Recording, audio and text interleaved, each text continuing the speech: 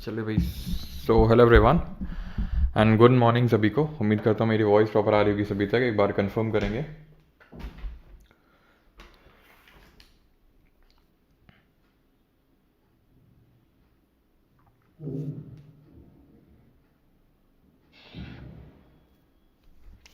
Proper है voice? Confirm करेंगे।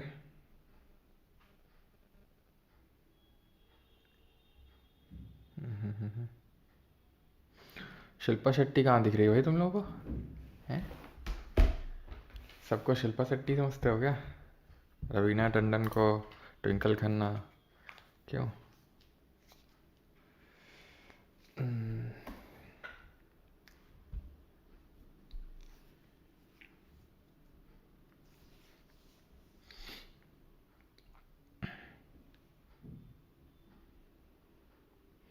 आज बैंक लूटेंगे। हाँ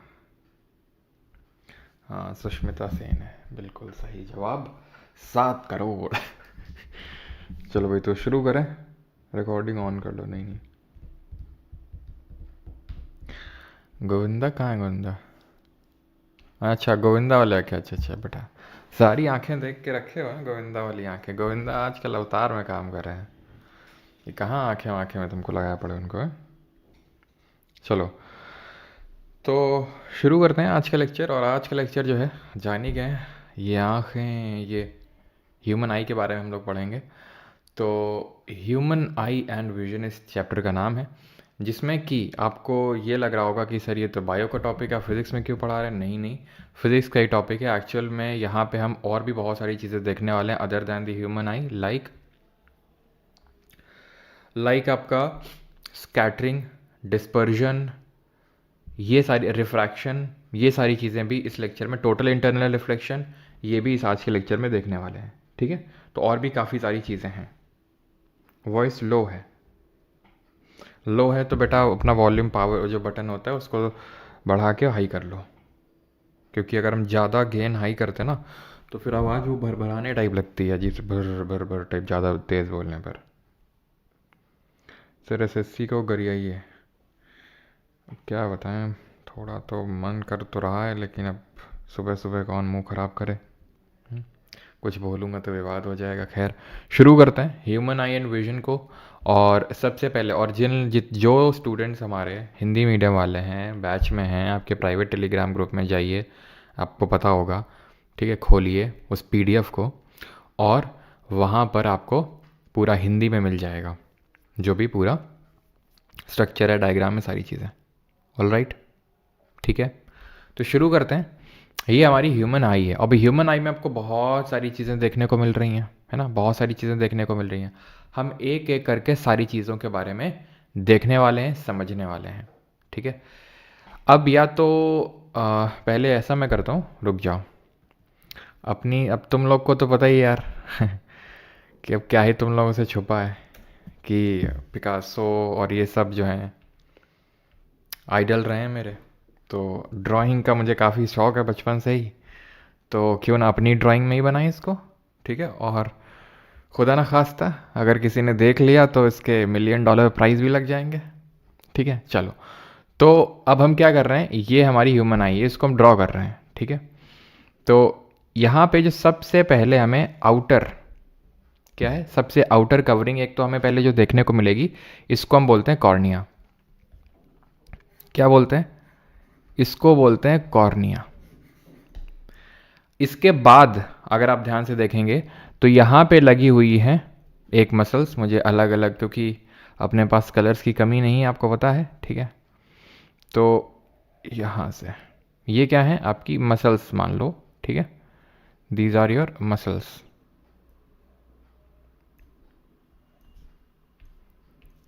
ध्यान से देखते हैं ना, जो ड्राइंग सीखनी हो तो सीख लेना यहाँ से।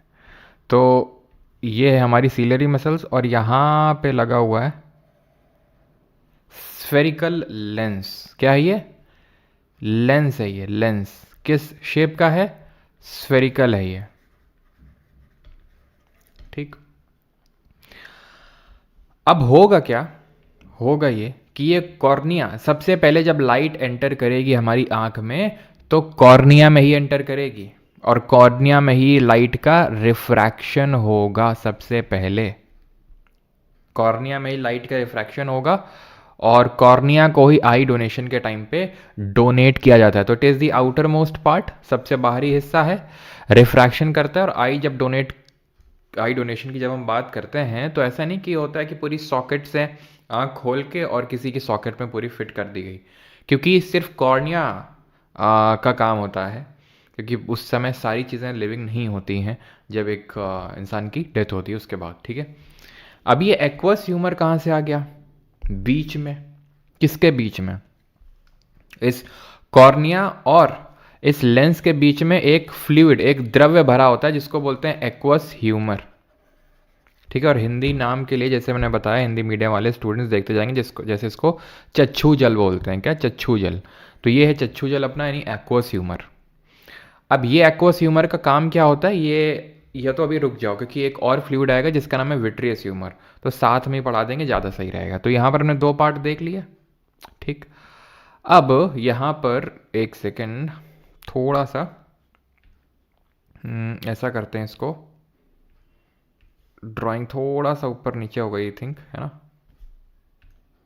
क्योंकि यहाँ पर अगर आप ध्यान से देखेंगे तो सीलियरी मसल्स तो हैं, लेकिन सीलियरी मसल्स के बाद कुछ लिगामेंट्स भी लगे हुए हैं, ठीक है। सीलियरी मसल्स के बाद कुछ लिगामेंट भी लगे हुए हैं जो डायरेक्टली लेंस को पकड़े हुए हैं। इसका एक एक्सटेंशन भी यहाँ पे आ रहा है, इसका एक एक्सटेंशन भी यहाँ पे आ रहा है। तो या तो आप ऐसे कर लो, ठीक है, या तो आप इसको ऐसे भी बना सकते हो, कोई दिक्कत वाली बात है नहीं वैसे, कि यहाँ पर आपने रख दिया लेंस को, ठीक है, ये जो स्फेरिकल लेंस है, और इसके आगे आपने क्या कर दिया, इसको एक्सटेंड कर दिया, ठीक है, इसको एक्सटेंड कर दिया। ये जो रेड रेड कलर का आपको दिख रहा है, रेड रेड कलर की, ये हैं आपकी पुतलियाँ, और सॉरी आइरिस, जो किसको कंट्रोल कर रही हैं? आपकी पुतलियों को। These are iris. और यहाँ पर है आपका ये प्यूपिल। ये क्या है? प्यूपिल है, जिसको आप पुतली बोलते हो। पुतली, सुतली नहीं, पुतली। तो अभी मैं आपको दिखाता हूँ कहाँ पे। ये आप देख पा रहे हैं, ये पूरा आइरिस है, और इसके सेंटर में यहाँ पे जो आप देख पा रहे हैं, इसको आँख की पुतली बोलते हैं, प्यूपिल बोलते हैं। इस प्यूपिल का काम होता है कंट्रोल करना कि कितनी लाइट एंटर करेगी आँख में और कितनी नहीं करेगी, कितनी लाइट एंटर करेगी और कितनी नहीं करेगी। जैसे फॉर एग्जाम्पल, अगर अभी मैं इस कमरे में बैठा हुआ हूँ, डिम लाइट है, बाहर जाऊँ धूप में एकदम, अब क्योंकि डिम लाइट है तो डिम में तो आराम से रिलैक्स ऐसे पड़ा होगा पीपल, आराम से रिलैक्स होकर डायलेट हो रखा होगा, डायलेट का मतलब फैला हुआ होगा।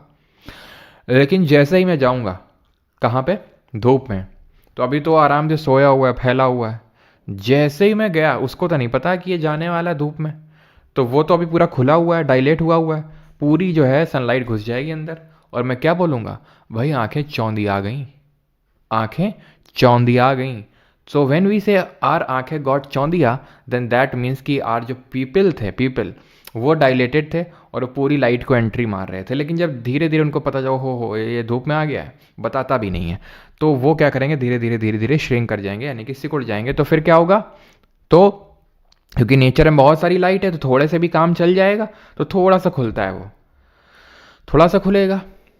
लेकिन जैसे फिर मैं डार्क रूम में जाऊंगा तो फिर क्या मैं बोलूँगा? किल्विश, अंधेरा कायम रहे, कुछ सब अंधेरा अंधेरा, भले डिम लिट रूम होगा, भले थोड़ी सी रोशनी होगी हल्की सी भी, लेकिन मुझे कुछ दिखाई नहीं देगा। क्यों? क्योंकि वो तो सिकड़ा हुआ है, क्योंकि वो अभी बहुत सारी लाइट आ रही थी। अब जब आप ऐसे डिम लिट रूम में गए तो वहाँ पे तो लाइट थी नहीं, बहुत कम लाइट थी, तो उतने में तो बहुत पहले से बहुत कम है, और वैसे भी छोटा हो रखा है, तो फिर कहीं घुस पाएगी लाइट। तो इस वजह से आपको फिर अंधेरा ही अंधेरा दिखता है। अब इसको डायलेट करना, सिकोड़ना कौन करता है? ये आइरिस करता है। कौन करता है? आइरिस करता है। जिस तरह से जो सीलियरी मसल्स है, सीलियरी मसल्स का आई थिंक मैंने आपको फंक्शन नहीं बताया, तो ये जो सीलियरी मसल्स हैं, जिस तरह से जो सीलियरी मसल्स हैं, अभी आई थिंक लिखा भी होगा आगे, ये कंट्रोल करती हैं इस लेंस को कंट्रोल करती हैं, कब ये सिकुड़ेगा, कब फैलेगा, ठीक है, तो ये सिलियरी मसल्स का कंट्रोल होता है। उसी तरह से जैसे आइरिस हमारे प्यूपिल का कंट्रोल कर रही हैं। आइरिस क्या है? डार्क मस्कुलर स्ट्रक्चर है ये प्यूपिल के साइज को कंट्रोल करता है and it also determines the colour of the eye. तो आपने देखा होगा ज़्यादातर लोगों की आंखें मतलब ये आंख अंदर काली होती है, कुछ लोगों की भूरी होती है ब्राउन, और कुछ कम लोगों की ब्लू होती हैं। काफ़ी लोग डिज़ायर करते हैं ब्लू हो, है ना। वैसे तो अगर काफ़ी लोग कन्वर्ट भी करवाते हैं काफ़ी, तो जिनकी ब्राउन होती है उनकी आसानी से ब्लू में हो जाती है। तो ब्लू आई काफ़ी अच्छा मानते हैं, ब्लू आइड बॉय, है ना आपका वो क्या आइडियम भी है। तो ये चीज़ है। तो आइरिस और पिपिल आप समझ गए। अब आते हैं लेंस पे। तो लेंस क्या करता है? लेंस फोकस करता है लाइट रे को कहाँ पे? रेटिना पे। अब रेटिना क्या है? अब रेटिना है जैसे ये पूरी आंख है हमारी, ठीक है, ये पूरी आंख है। तो अब जब कोई भी लाइट रे आएगी, क्या आएगी? लाइट रे आएगी। कौन सा कलर ले लें? लाइट रे जैसे फॉर एग्जांपल आई यहां से, तो पहला रिफ्रैक्शन तो कॉर्निया में हो जाएगा, थोड़ा सा लाइट डेविएशन होगा, ठीक है। क्यों हल्का सा रिफ्रैक्शन होगा? ताकि इधर उधर ना जाके हल्का सा लेंस की तरफ लाइट आए, जो भी लाइट रेज आ रही है वो लेंस की तरफ आए। ये लेंस क्या करेगा? इसको फोकस कर देगा कहाँ पे? रेटिना पे। फोकस नहीं हो रहा है। कहाँ पे फोकस कर देगा? रेटिना पे फोकस कर देगा। और क्योंकि ये फोकस कर रहा है, लाइट को कन्वर्ज कर रहा है, तो मुझे बताओ ये किस तरह का लेंस हुआ? ये है रेटिना। क्या है?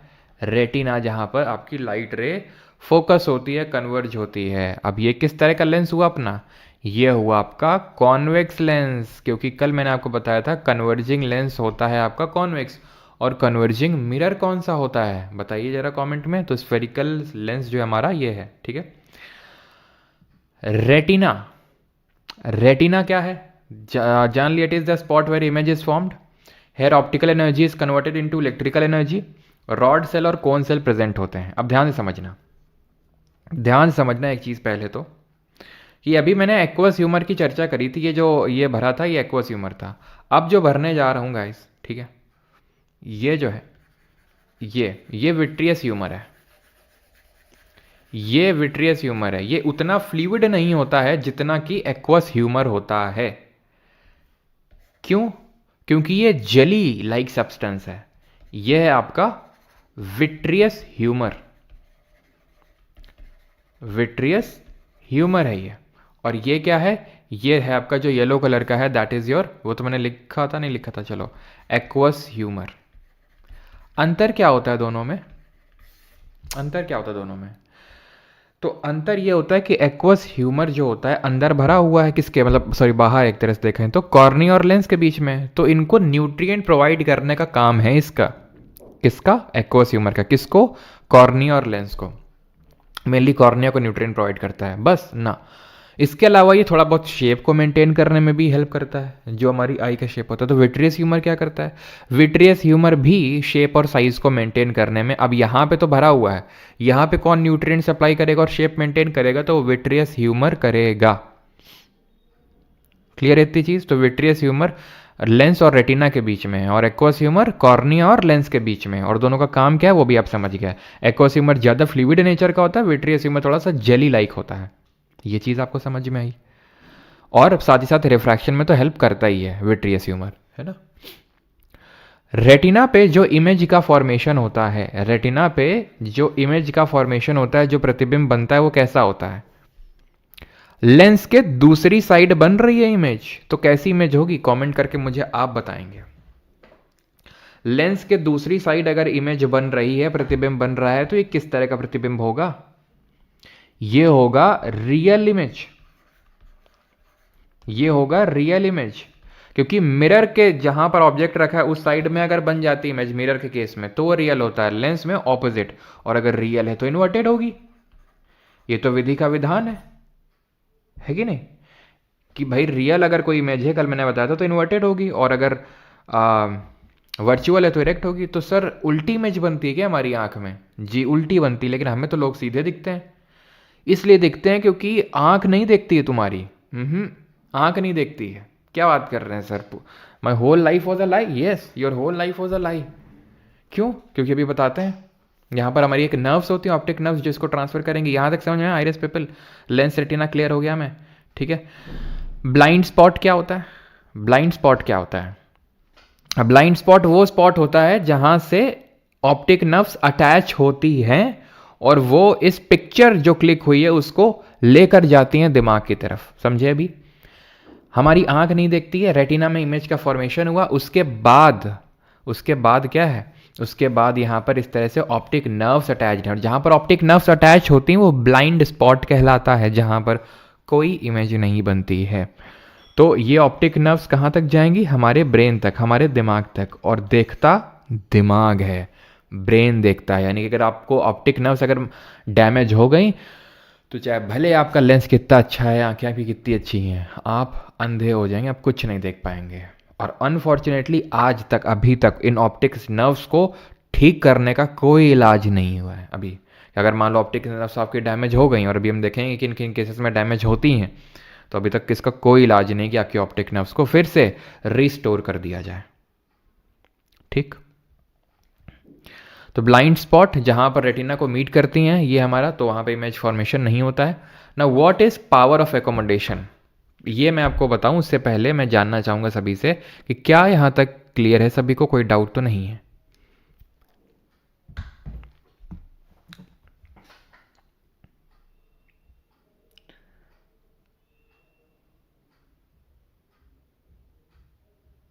सर इतना झमेला काहे को करना, पहले ही सीधा बना लो। अच्छा बेटा, पहले ही सीधा बनाने के लिए वर्चुअल इरेक्ट कॉनकेव चाहिए, कॉनकेव डाइवर्जिंग लेंस होता है, तो बेटा इमेज ही नहीं बनेगी फिर। ठीक है, तुमको देखने से मतलब है ना, है? तुमको देखने से मतलब है ना, सीधा दिख रहा है ना तुमको, तो दिक्कत क्या है कि पहले सीधे बना लो, वो बना लो। भगवान ने सारी चीज़ें उस हिसाब से फिट करके दी है ना, तो तुमको दिक्कत किस बात की हो रही है? चाहे इधर से हो चाहे उधर से हो, क्लियर है? ओके, तो अब आते हैं पावर ऑफ एकोमोडेशन क्या होता है। पावर ऑफ एकोमोडेशन, जिसको हिंदी में क्या बोलते हैं, हिंदी वाले देखते रहेंगे, ठीक है। पावर ऑफ एकोमोडेशन को आई थिंक बोलते हैं समायोजन की शक्ति। समायोजन की शक्ति क्या होता है? तो अब जैसे मान लो मैंने ये पेन पकड़ रखा है, मेरे बहुत पास है, मैं इसको हटाऊं, मैं बहुत दूर तक देख रहा हूं, मैं मतलब पास में भी देख सकता हूं, मैं दूर में भी देख सकता हूं, मैं कहीं भी देख सकता हूं। ये पावर मुझे कौन देता है? मैं देख सकता हूं लेंस की वजह से। लेंस को क्या करना होगा, जब मैं दूर देखना चाहता हूं तो उसको अपनी फोकल लेंथ चेंज करनी होगी, जब मैं पास देखना चाहता हूं तो अपनी फोकल लेंथ चेंज करनी होगी। जब मैं पास देखना होता तो उसको मोटा होना पड़ेगा लेंस को, और जब मैं दूर देखता हूं तो उसको पतला होना पड़ेगा लेंस को। ठीक है, तो अब ये सारा काम कौन कर रहा है लेंस के साथ? Ciliary muscles. मैंने आपको बताया था ciliary muscles control the size of the lens. मैं दूर देखना चाहता हूं, उसको पतला करना है तो खींच लेंगे इसको, ऐसे टाइट कर लेंगे नहीं। जब किसी चीज़ को ऐसे, मान लो कोई चीज़ है, ठीक है, इससे अटैच्ड है, मैं इसको उधर खींचूं इधर खींचूं, टाइट कर लूं तो ऐसे हो जाएगा। रिलैक्स कर दूं एकदम तो ऐसा हो जाएगा, थोड़ा सा और गोल गोल टाइप हो जाएगा। तो ये काम सिलेरी मसल्स कर रही हैं। इसी को बोलते हैं पावर ऑफ एकोमोडेशन, समायोजन की शक्ति। लेकिन एक लिमिट होती है देखने की। आप अब तुम बोलोगे अच्छा सर लिमिट होती है, मतलब दूर तक हम कितना देख सकते हैं? बेटा दूर की कोई लिमिट नहीं होती, पास की लिमिट होती है। ये थोड़ा सा सरप्राइजिंग होगा आपके लिए कि दूर की लिमिट नहीं होती, हम कितना भी देख सकते हैं, लेकिन पास पास में कैसे नहीं देख सकते हैं? देखो तुम अभी अगर तुम्हारे हाथ में फ़ोन होगा तो उसको ले जाओ जरा, खूब पास में ले जाओ, कुछ देख पा रहे हो? देखो जरा, देखो देखो देखो, जल्दी देखो, कुछ देख पा रहे हो? एक्टिविटी करो। नहीं देख पा रहे हो, क्यों? क्योंकि lease distance of distinct vision जो होता है वो 25 सेंटीमीटर होता है, यानी कि स्पष्ट दूरी की न्यूनतम दूरी, स्पष्ट दृष्टि की न्यूनतम दूरी, यानी कि स्पष्ट देखने के लिए जो मिनिमम डिस्टेंस चाहिए वो 25 सेंटीमीटर चाहिए, उससे पास तो नहीं। लेकिन फार लिमिट नहीं होती है कुछ। फार लिमिट आप तारों तक को देख लेते हैं, तारे तो कितने लाखों किलोमीटर दूर है, तो फार लिमिट हम बोल देते हैं कि इन्फिनिटी है, फिर इनफाइनाइट है। क्या समझे बात को? तो देखा आपने क्या लापरवाही का नतीजा नहीं कि किस तरह से लेंस जो है मोटा भी हो रहा है, पतला भी हो रहा है, अपने हिसाब से अपने साइज को एकोमोडेट कर रहा है। लेकिन क्या हो कि ये करना भूल जाइए, बंद हो जाए। जैसे फॉर एग्जाम्पल अब तुम पास ही देखते रहो, पास देखते रहो, मोटा हो गया, अब उसकी मोटे की आदत पड़ गई, अब उसके मोटे होने की आदत पड़ गई, तो जब तुम्हें दूर देखना होगा तो उसको रिलैक्स होने की आदत ही नहीं है उसकी, तो उतनी जल्दी से रिलैक्स नहीं हो पाएगा वो, क्योंकि वो कोई भी चीज़ है, जैसे मान लो तुमने देखा होगा, जैसे तुम्हारा बुक का कोई पेज है, अगर काफ़ी दिन तक एक पोजीशन पे हो जाए तो वो वैसा वैसा ही हो जाता है, वो अकड़ जाता है कि नहीं। एक्सेप्शंस हैं, जैसे कुत्ते की दुम हो गई, लेकिन बाकी चीज़ों की अगर हम बात करें कि जैसे कि कोई आपकी, आपने देखा होगा इस चीज़ को, कोई चीज़ है आप किसी ओरिएंटेशन में उसको रख दें, काफ़ी दिनों तक रखी रहे तो वैसी हो जाती है, उसको फिर ओरिजिनल पे ला पाना काफ़ी मुश्किल होता है। तो वही लेंस के साथ है। तो यहीं से आई के जो डिफेक्ट्स हैं वो आ जाते हैं। कौन कौन से? तो आई में डिफेक्ट है सबसे पहले मायोपिया। मायोपिया को बोलते हैं नियर साइटेडनेस, यानी कि निकट दृष्टि दोष। इस दोष में क्या होता है कि आप पास का तो देख लेते हैं लेकिन दूर का नहीं। अगेन क्यों? क्योंकि आप पास देख रहे थे, पास देखने के लिए आपका लेंस जो है मोटा हो रखा था, तो इतना आप क्योंकि पास ही देखते रहते हैं, पास देखते रहते हैं, पास देखते रहते हैं, तो इसकी वजह से वो मोटा हो गया और वो उसी में पोजीशन पे अपनी ओरिजिनल पोजीशन भूल के उसने अपनी वही ओरिजिनल पोजीशन मान ली। इसीलिए बोलते हैं कि थोड़ी थोड़ी देर पे दूर देखते रहना चाहिए, सो दैट वो फ्लेक्सिबल बनी रहे आपका जो सिलेरी मसल्स हैं और आपका जो लेंस है। ठीक है, तो अब मुझे अगर इसको करेक्ट करना है, सही करना है इस मायोपिया को, तो क्या करना पड़ेगा? तो पहले मुझे समझना पड़ेगा मायोपिया हुआ क्यों। तो हुआ इसलिए क्योंकि इसका पावर बढ़ गया, क्योंकि मोटा हो गया। और पावर तब बढ़ती कब? जब फोकल लेंथ कम होती है। क्यों? क्योंकि कल पढ़ा था power is equal to 1/4 focal length. यही होता है ना पावर का ऐसा यूनिट, जरा बताओ कमेंट में। तो अब ये कर क्या रहा है, क्योंकि इसका बहुत ज्यादा पावर बढ़ चुका है, तो ये पहले ही फोकस मार देगा, रेटिना पे ना फोकस करके पहले ही फोकस करवा देगा इमेज को। तो आपको क्या करना चाहिए फिर? आपको इससे बोलना चाहिए कि भाई थोड़ा सा कम पावर दिखा अपनी। अब इसको हम कैसे बोलें? तो हमने क्या किया, बाहर एक चश्मा लगा लिया, एक ऐसा चश्मा जिसमें कि लेंस कॉनकेव है। कॉनकेव क्यों लिया? क्योंकि इसके ऑपोजिट नेचर का लेंस चाहिए था हमें, क्योंकि इसने अपनी पावर बहुत बढ़ा ली, तो इसकी पावर को कम करने के लिए लाना पड़ेगा हमें इसके एंटी को, इसके एंटी को लाना पड़ेगा। तो इसका एंटी कॉनकेव है, ये कन्वर्जिंग है, कॉनकेव डाइवर्जिंग है, तो पहले ही क्या करेगा, डाइवर्ज करके भेजेगा इमेज को। तो जब अपनी पावर दिखाएगा तगड़ी वाली, तो वो रेटिना पे जाके ही इमेज बनेगी। समझ में आया अभी कि क्यों जो लोगों को दूर का नहीं दिखता है, जो आप में से काफ़ी लोगों को नहीं होगा, जिन लोगों का चश्मा लगा होगा, तो उन लोगों के कॉनकेव लेंस लगा होगा। और कॉनकेव की क्या होती है पावर, या फोकल लेंथ नेगेटिव होती है। तो आपने अगर आपका चश्मा लगा हुआ है वो नेगेटिव पावर का है, तो दैट मीन्स आपके कॉनकेव लेंस लगा हुआ है, और आपको क्या है, निकट दृष्टि दोष है, आपको मायोपिया हो रखा है सर। क्लियर? ठीक। अब इसी तरह का होता है हाइपरमेट्रोपिया, या फिर फार साइटेडनेस इसको बोलते हैं। जैसे उसको मायोपिया को बोल रहे थे निकट दृष्टि दोष, नियर साइटेडनेस, उसी तरह हाइपरमेट्रोपिया को बोलते हैं फार साइटेडनेस या फिर दूर दृष्टि दोष। उसका उल्टा होता है। यहां पर आदमी पास का तो देख सकता है लेकिन दूर का नहीं देख सकता है। ये क्यों हुआ होगा?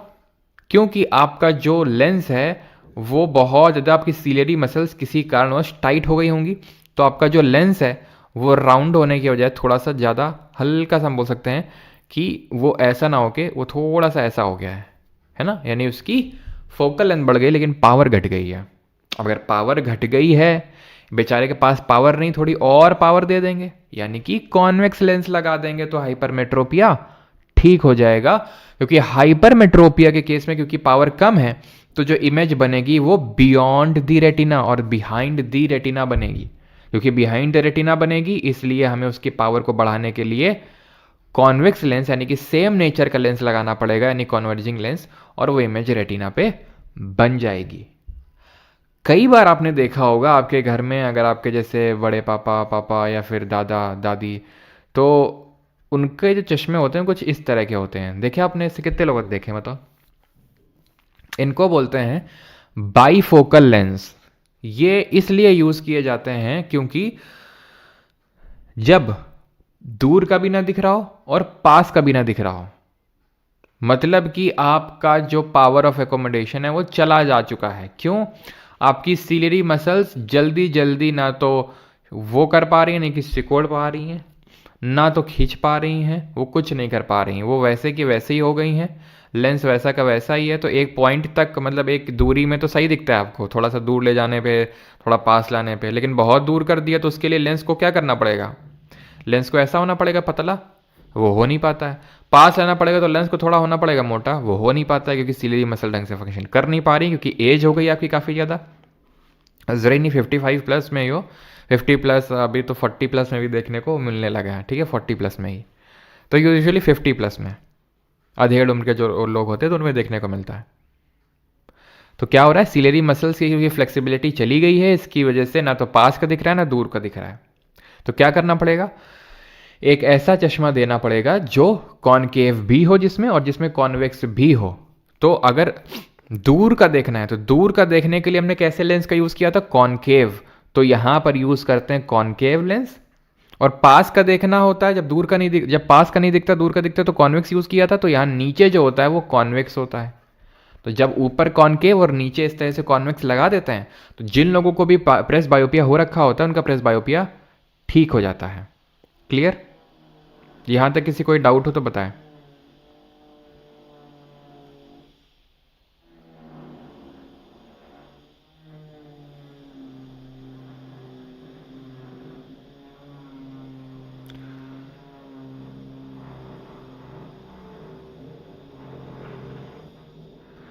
यहां तक किसी कोई doubt? Bifocal lens, yes yes yes yes.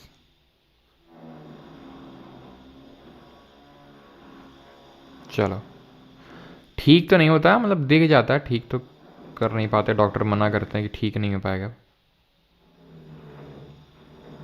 Okay sir, colour blind में क्या होता है, और रिसेंटली में सर मेरे को भी आज चला कि मेरे को भी है कलर ब्लाइंड, और सर मैं कौन सी जॉब की तैयारी करूं जीतने की?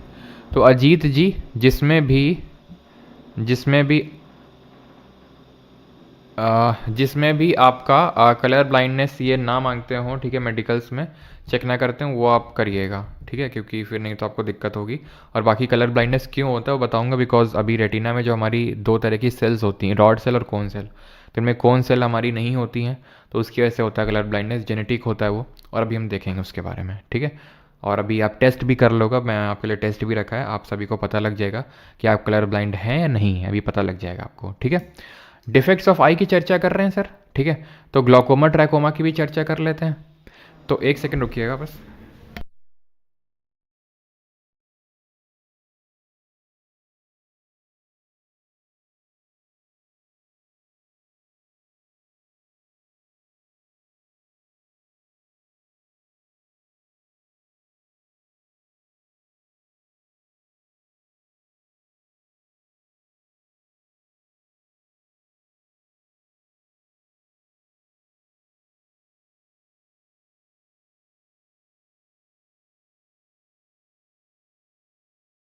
चलिए, तो ग्लोकोमा ट्रैकोमा पे आते हैं। तो ग्लोकोमा ट्रैकोमा क्यों होते हैं? तो ग्लोकोमा और trachoma both are cause due to increased eye pressure, यानी कि बहुत ज़्यादा जब आई में प्रेशर बढ़ जाता है आँख में, तो ग्लोकोमा और ट्रैकोमा होता है। अब आई प्रेशर को ही हम इंट्रॉक्युलर प्रेशर भी बोलते हैं, ठीक है, एक से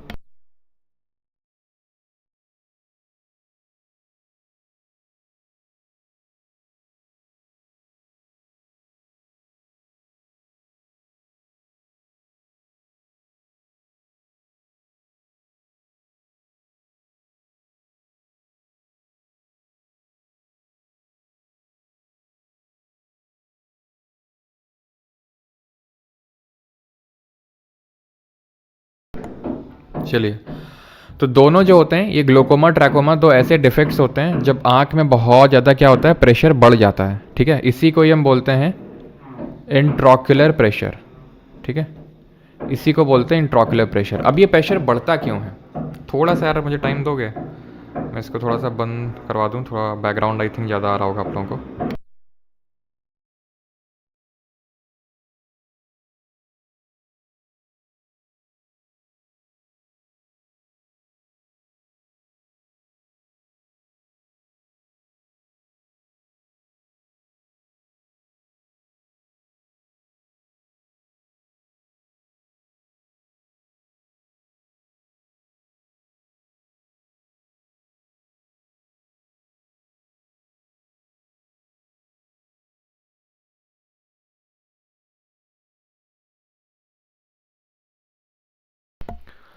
चलिए भाई, तो सॉरी फॉर द डिस्टर्बेंस।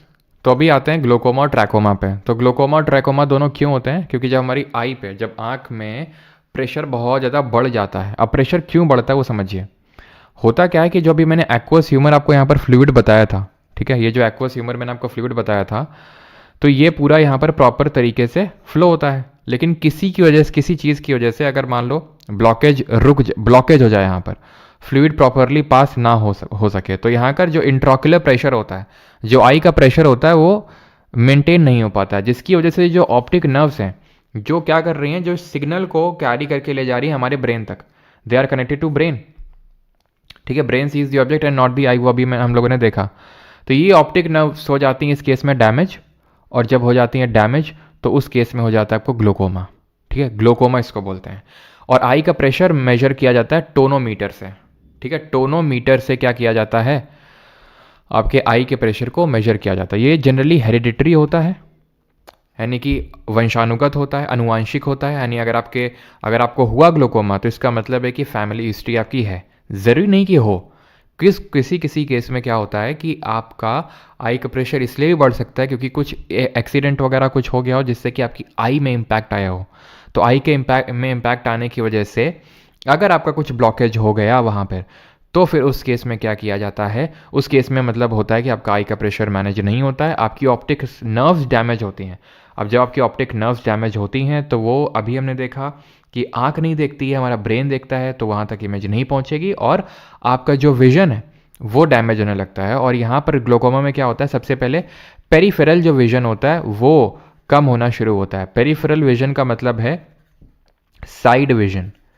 ठीक है, जो साइड का है विजन वो धीरे धीरे पहले कम होगा, आपका जाएगा, और उसके बाद पूरा मतलब धीरे धीरे धीरे धीरे अगर आपने इसको कंट्रोल नहीं किया, कंट्रोल कैसे किया जाता है, यहाँ पे छेद किया जाता है।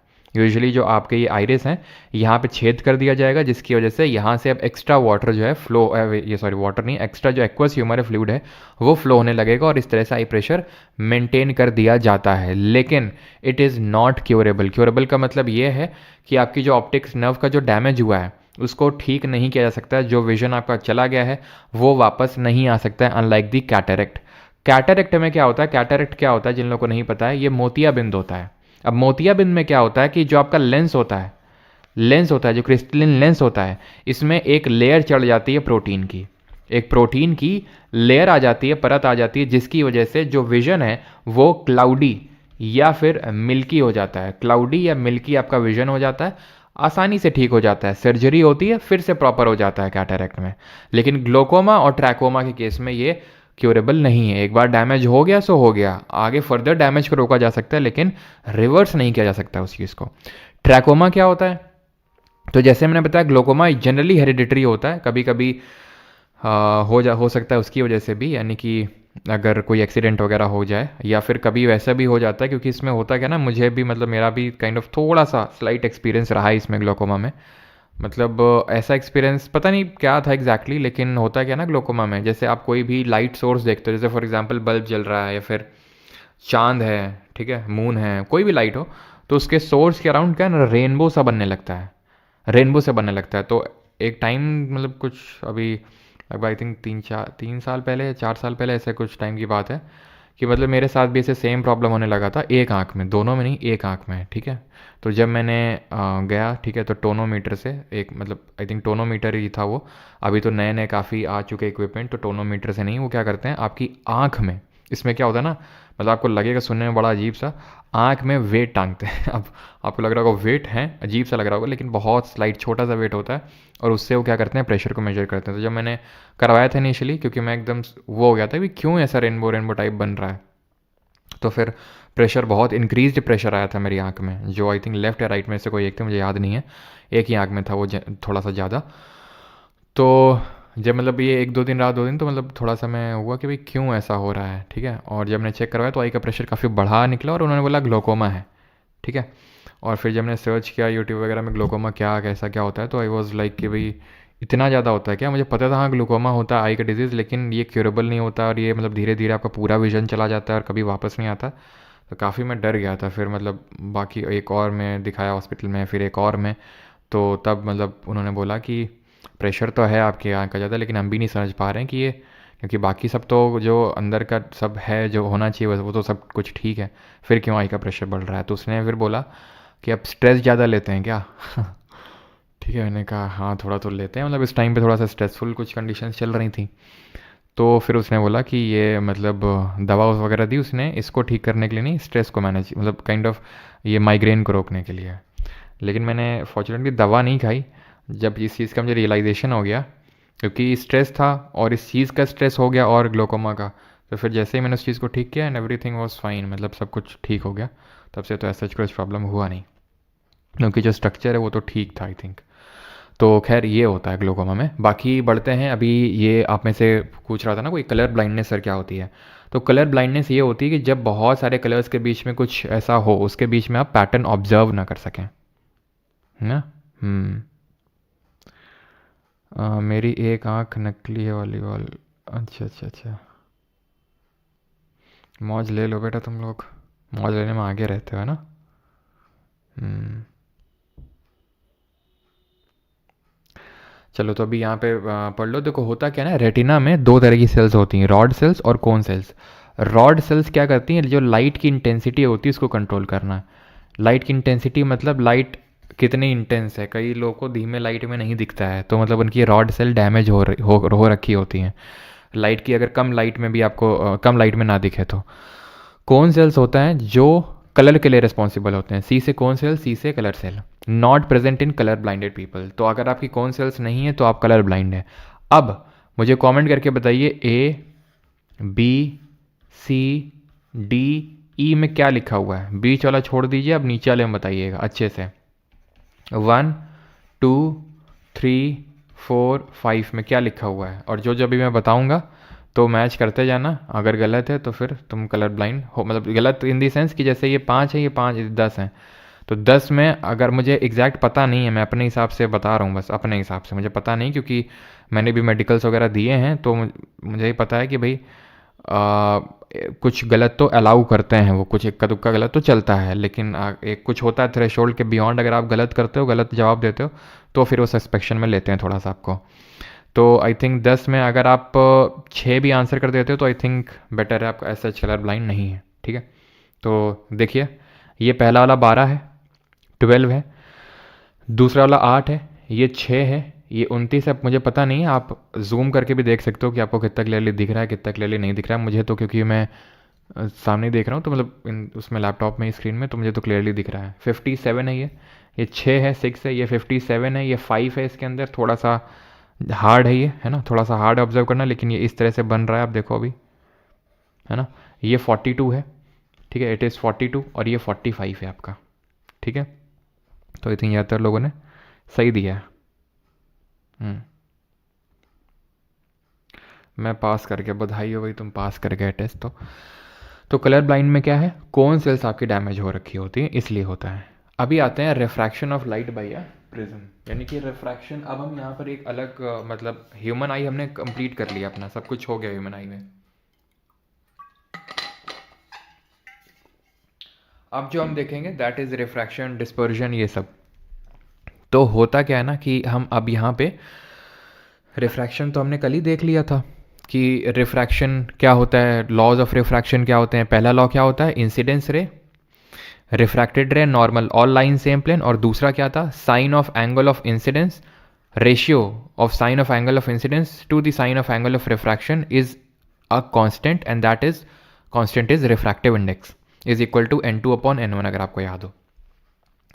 तो अब एक जो प्रिज्म होता है, प्रिज्म का स्ट्रक्चर ये पिरामिड शेप का होता है। अगर एक प्रिज्म से लाइट को हम पास करवाते हैं तो किस तरह से लाइट जाती है, देखिए ये इंसिडेंट रे है, ठीक है, ये रिफ्रैक्ट होगी, ये रिफ्रैक्ट होगी, क्योंकि आपको इसको जाना चाहिए था, ऐसा जो डॉटेड है सीधा जाना चाहिए था, लेकिन ये क्योंकि रेयर मीडियम से डेंसर मीडियम में जा रही है, प्रिज्म ग्लास का बना होता है, तो रेयर से जब मीडियम से डेंसर मीडियम में लाइट जाती है तो क्या होता है, उसकी स्पीड कम होती है, और वो बेंड क्या करती है, टूवर्ड्स द नॉर्मल करती है, वो it bends towards the normal. तो सर कहाँ है नॉर्मल, तो हमें दिख नहीं रहा है। तो नॉर्मल क्या होता है, नॉर्मल होता है जिस भी सरफेस पे टकरा रही है वो लाइट, उससे परपेंड, जहाँ पे भी टकरा रही है उसके परपेंडिकुलर 90 डिग्री पे एक लाइन ड्रॉ कर दो। तो ये है नॉर्मल, लाल लाल वाली, तो ठीक है, ये लाल वाली है लाइट, तो ये ऐसे जानी चाहिए थी, लेकिन नॉर्मल की तरफ बेंड हो गई। ऐसे जा रही, सीधे जा रही, सीधे जा रही, अगेन एक सरफेस आई। अब ये किस तरह का रिफ्रैक्शन होगा, डेंसर से रेयर मीडियम में रिफ्रैक्शन होगा। अगेन ये हमने नॉर्मल ड्रॉ करी। अब जब डेंसर से रेयर में जा रहे हैं तो लाइट क्या जा होती है, अवे फ्रॉम दी नॉर्मल होती है और लाइट की स्पीड इंक्रीज होती है। तो अगेन यहाँ पर ये नॉर्मल है तो जानी चाहिए थी ऐसे, लेकिन नॉर्मल से दूर भागेगी। तो ये होता है इस तरह से। अब ये जो लाइट है ना, ये इंसिडेंट लाइट, इसको अगर हम आगे एक्सटेंड करें और ये जो एमरजेंट रे बोलते हैं जो फाइनली निकल के आई, क्योंकि 2 बार रिफ्रैक्शन हुआ ना यहाँ पे, तो इसको पीछे करेंगे तो यहाँ जहाँ दोनों मिलती हैं इनके बीच का जो डेविएशन होता है उसको एंगल ऑफ डेविएशन बोला जाता है। जितना किसी लाइट की वेवलेंथ यानी तरंग दैर्ध्य ज़्यादा होगी उसकी जो डेविएशन होगा वो उतना ही कम होगा। इसी कारण की वजह से, इसी रीज़न की वजह से हमें देखने को ये मिलता है कि जब हम एक वाइट लाइट को पास करवाते हैं एक प्रिज्म से तो 7 अलग अलग रंगों में ये जो लाइट है वो डिवाइड हो जाती है। जैसे कि आप यहाँ पे देखिए प्रिज्म, ये एक वाइट लाइट है, जब प्रिज्म से इसको पास करवाया तो ये क्या हुआ यहाँ पे, ये 7 अलग अलग रंगों में बट गई। क्यों बट गई, क्योंकि ये जो ग्लास है it will behave differently for the, और it will have different refractive index for different color of light or for different or for the light of different wavelengths। जैसे कि ये एक मोनोक्रोमैटिक लाइट नहीं है वाइट लाइट। वाइट लाइट आपको ये पता होना चाहिए 7 रंगों से मिलकर बनी हुई है। मोनोक्रोमैटिक लाइट वो लाइट होती है जैसे कि लेज़र, लेज़र में जो आप लाइट देखते हो वो मोनोक्रोमैटिक होती है, उसमें सिर्फ एक कलर होता है। तो मोनोक्रोमैटिक वो लाइट होती है जो सिंगल कलर होता है, ये पॉलीक्रोमैटिक होती है जो वाइट लाइट होती है। अब जब ये प्रिज्म में एंटर करेगी, प्रिज्म में एंटर करेगी तो इसका जो रिफ्रैक्टिव इंडेक्स है, ध्यान रखना, ठीक है, जो रिफ्रैक्टिव इंडेक्स है is inversely proportional to wavelength. Wavelength अगर आपकी ज़्यादा है, ठीक है, तो उस कलर ऑफ लाइट के लिए जो रिफ्रैक्टिव इंडेक्स होगा वो कम होगा और उसका डेविएशन भी कम होगा, यानी कि वो उतना ही कम डेविएट होगी अपने पाथ से। जैसे कि ये गई लाइट तो सबसे कम डेविएशन किसका हुआ, रेड का। सबसे ज़्यादा डेविएट कौन करी, वॉलेट करी। तो इस तरह से हमें 7 रंगों का क्या मिल जाता है, इंद्रधनुष टाइप मिल जाता है। और इसको हम विबग्योर से याद रखते हैं। कैसे, VIBGYOR,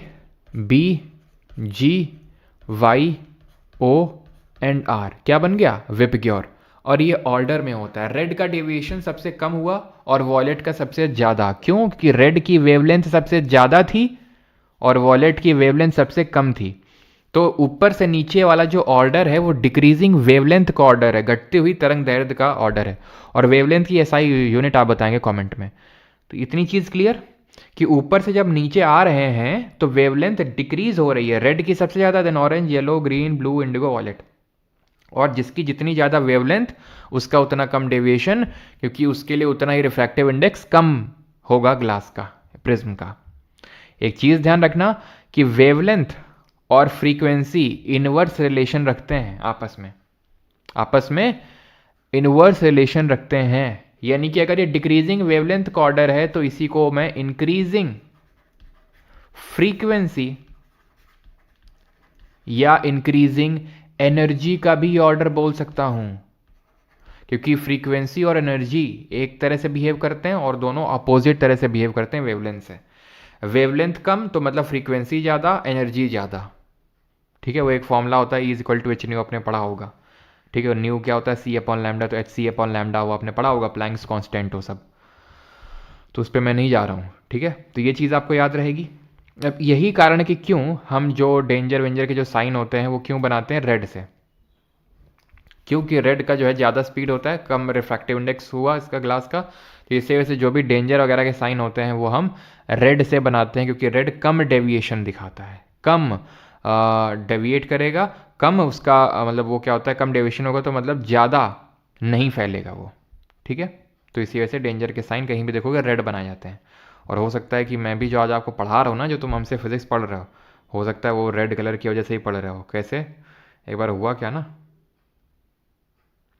एक बार हुआ क्या कि मतलब हम जा रहे थे, गांव की बात है, ट्रेन की पटरियों में काफ़ी मतलब एकदम धुंध थी, ठीक है। किसी के साथ जा रहे थे हम रेल की पटरियों पे, तो फिर जो है मतलब दोस्त था, ठीक है, फ्रेंड मेरा, तो ट्रेन मतलब आ रही तो, क्योंकि ट्रेन को भी नहीं पता होता तो हॉर्न भी नहीं देता, क्योंकि मतलब गांव में तो फिर जंगल ही होता है, तो ऐसे में तो ट्रेन भी हॉर्न थोड़ी ना देते हुए जाएगी, और आगे तो हम भी नहीं दिख रहे होंगे उसको। तो वही हम आराम से सुबह जा रहे थे, है ना, ऐसे ही मौज मारते हुए, बहुत पहले की बात है। तो एकदम से मतलब मैंने पीछे देखा, ठीक है, तो मुझे दिखा हल्का सा रेड सा, ठीक है, तो मतलब इतना मैंने गौर नहीं किया, ठीक है। फिर मैंने वो रेड एकदम से और थोड़ा सा नोटिसेबल हुआ काफ़ी ज़्यादा, फिर मैंने कहा यार ये रेड रेड से क्या है, देखो पीछे लाल लाल, काफ़ी पास आ गया था वो, ठीक है। फिर उसने बोला कि भाई हट जाओ जल्दी से, वो ट्रेन है। नहीं, सोचो अगर वो ना दिखता रेड रेड, सोचो अगर वॉलेट का यूज़ किया होता तो आज मैं कहाँ होता। खैर, तो आते हैं इलेक्ट्रोमैग्नेटिक स्पेक्ट्रम में। इलेक्ट्रोमैग्नेटिक स्पेक्ट्रम क्या होता है, पहले यहाँ तक बताओ भाई। ये और एक चीज़, हाँ ये तो मैं आपको बताना भूल ही गया, किसको प्रसार बोलते हैं, इसी को हम डिस्पर्जन बोलते हैं, डिस्पर्जन बोलते हैं। अब इसमें न्यूटन जी ने क्या किया था, हाँ न्यूटन जी ने क्या किया, जैसे कि अभी हमने देखा ये एक प्रिज्म है, तो प्रिज्म 7 डिफरेंट कलर में डिवाइड होके आ रहा है यहाँ से। तो न्यूटन जी ने क्या किया, इसको प्रिज्म को उल्टा रख दिया, एक प्रिज्म को बगल में उल्टा रख दिया। तो इससे हुआ ये कि अब इस प्रिज्म से जो रे ऑफ लाइट निकली वो एक सिंगल यानी कि वाइट लाइट निकली, यानी कि जो फैले थे कलर्स वो फिर से समिट गए। ये न्यूटन जी ने किया था एक्सपेरिमेंट, कि किस तरह से एक दूसरा प्रिज्म रख के उल्टा रख के उन्होंने जितने भी 7 रंग थे उनको फिर से कॉन्वर्ज कर दिया, ठीक है। तो यहां तक आपको क्लियर है कि भाई जो डिस्पर्जन है वो क्या होता है।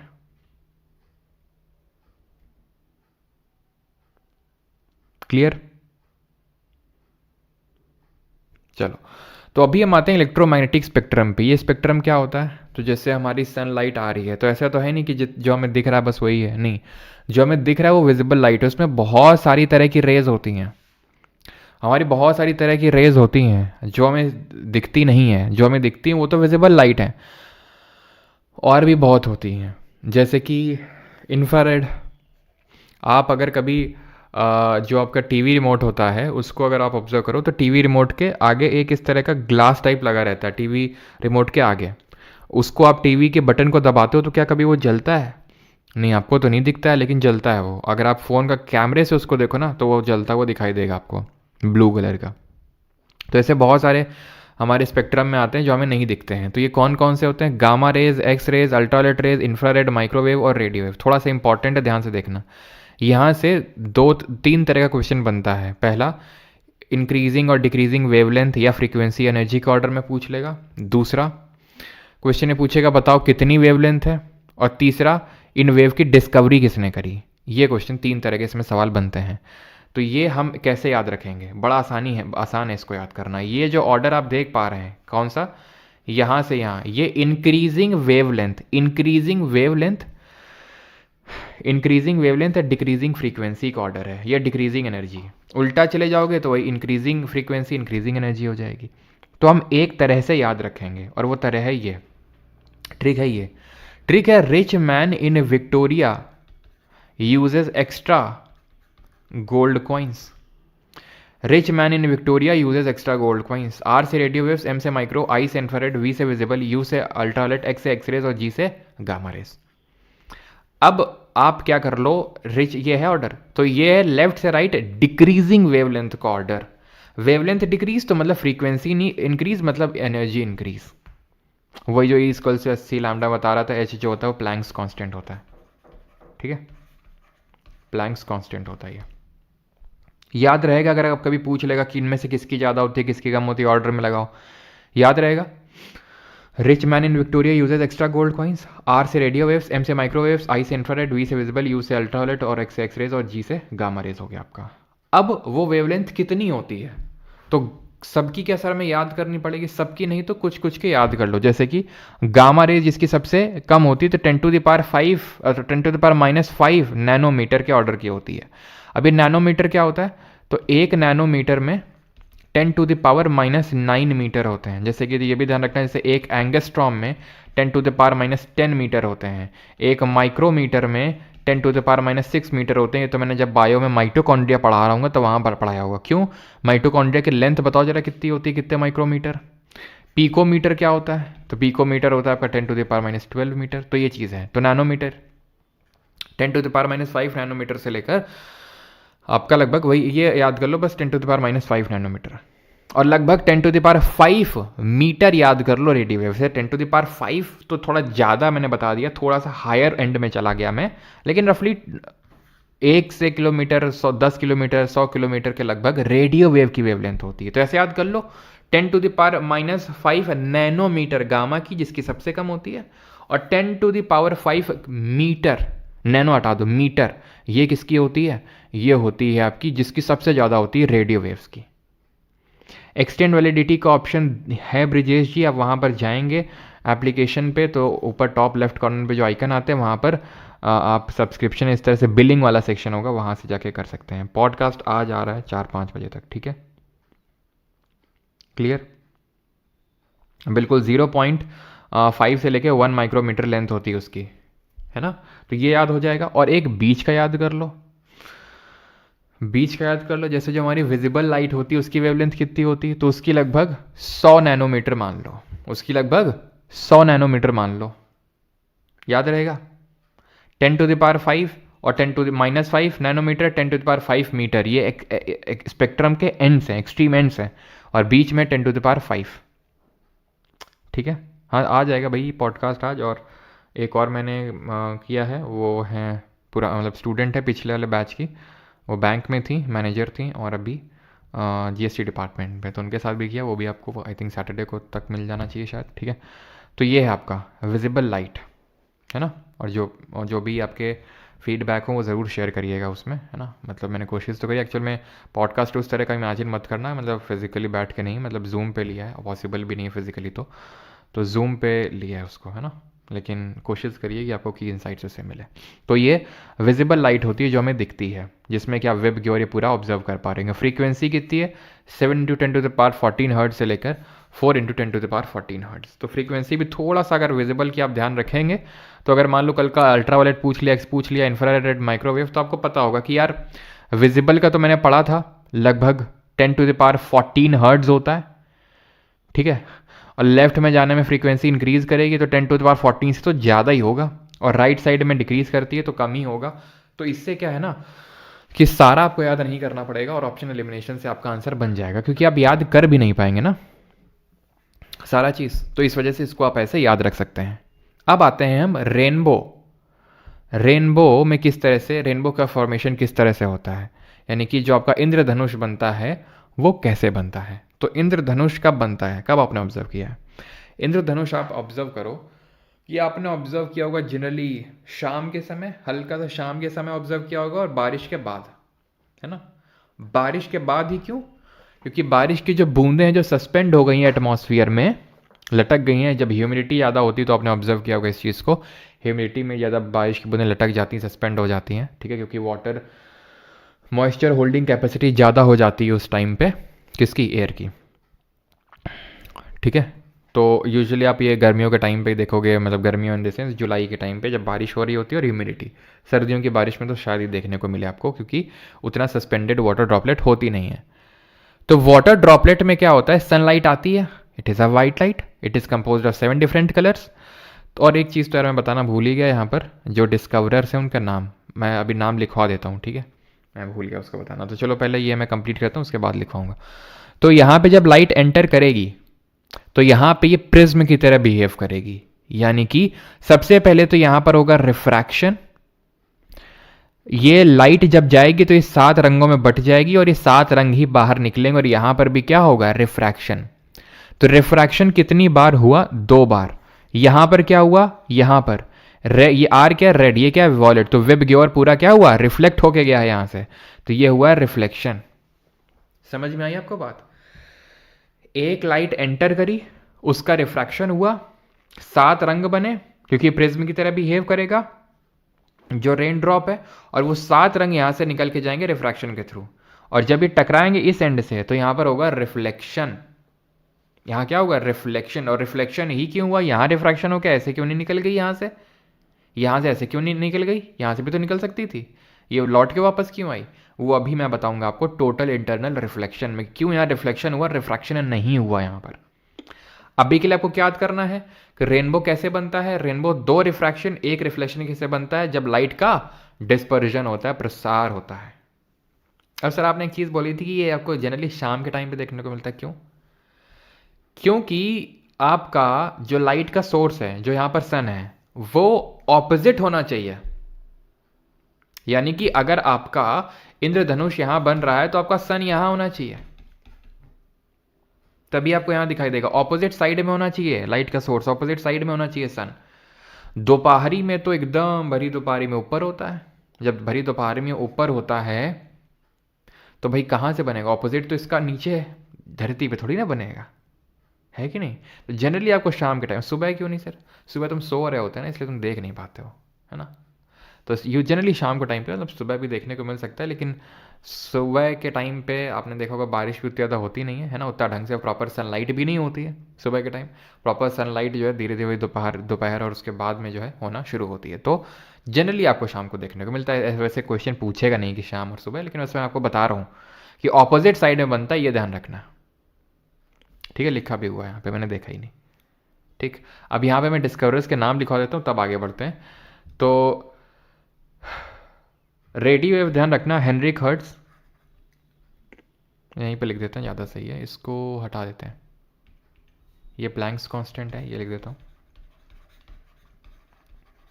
और अभी आप जानेंगे कि क्यों तारे टिमटिमाते हैं, क्यों सूरज लाल प्रतीत होता है सनराइज सनसेट के टाइम पे, लेकिन जब दोपहर होती है, ठीक है, तो उस टाइम पे वाइट दिखता है वो, ठीक है। और तो आर है रेडियो वेव्स, तो रेडियो वेव्स की डिस्कवरी किसने करी?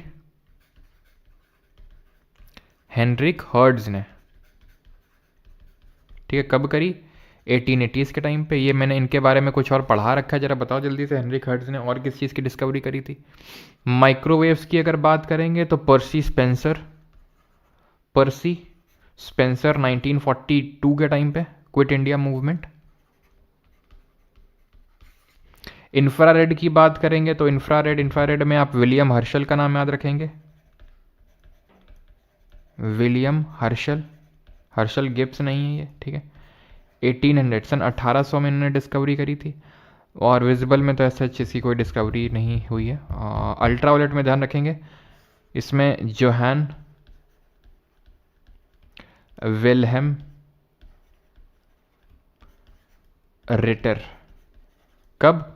1801 में। तो कैसे याद करेंगे? 1800 में इंफ्रारेड, और जो अल्ट्रावायलेट रेज हैं वो आपकी 1801 में, ठीक है। और अगर बात करेंगे एक्स रेज की तो ये विलियम रॉन्टिजन 1801 है, ये आपकी विलियम रॉन्टिजन, कहाँ लिख दें? नीचे।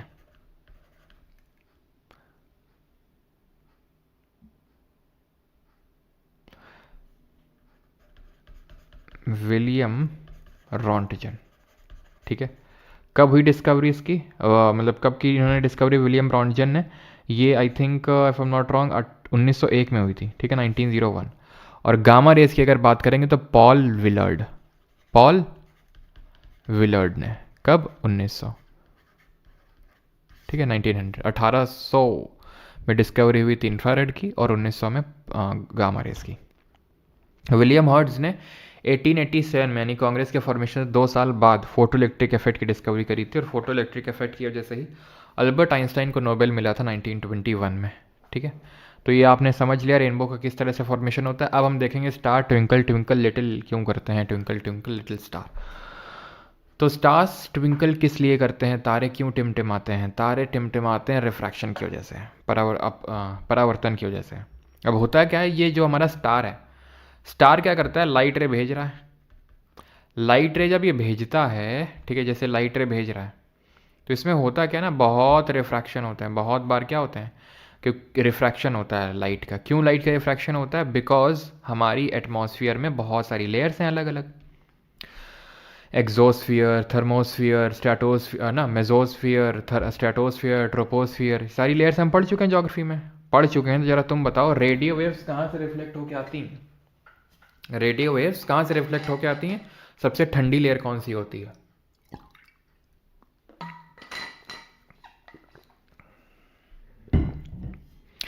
तो होता क्या है कि जब इतना ज़्यादा रिफ्रैक्शन होगा तो जिस तरह हमने कल देखा था बाल्टी में, मैंने कि बाल्टी में पानी पड़ा है और पानी के अंदर मान लो कोई सिक्का पड़ा हुआ है, तो सिक्का उठा हुआ प्रतीत होता है। तो उसी तरह से ही यानी उसका हमें एपरेंट पोजीशन दिखता है, रियल पोजीशन न दिख के उसका मत एपरेंट यानी कि जो हमें प्रतीत होता है वो एक्चुअल पोजीशन नहीं होता है। तो उसी तरह स्टार के साथ होता है।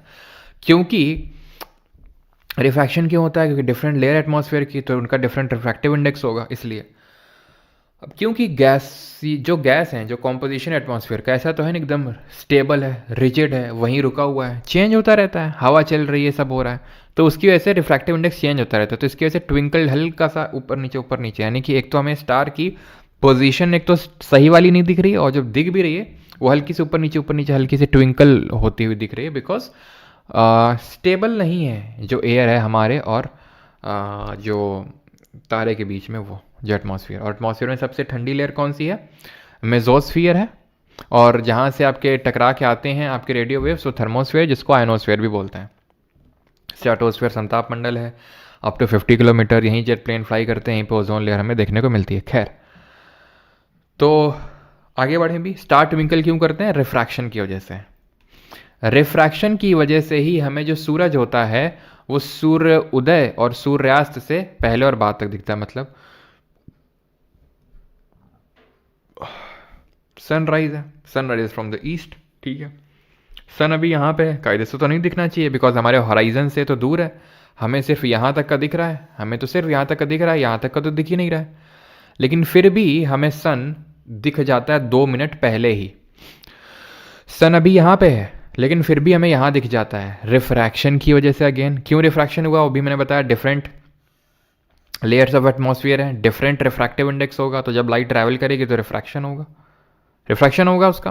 तो इस वजह से जब सन यहाँ होता है तो हमें यहाँ दिख जाता है, यानी कि सन अभी हमें दिखना चाहिए नहीं था लेकिन दिख गया, यानी कि 2 मिनट पहले ही। सेम सनसेट पे होता है, सूरज जा चुका है लेकिन फिर भी हमें दिख रहा है यहाँ पे। क्यों?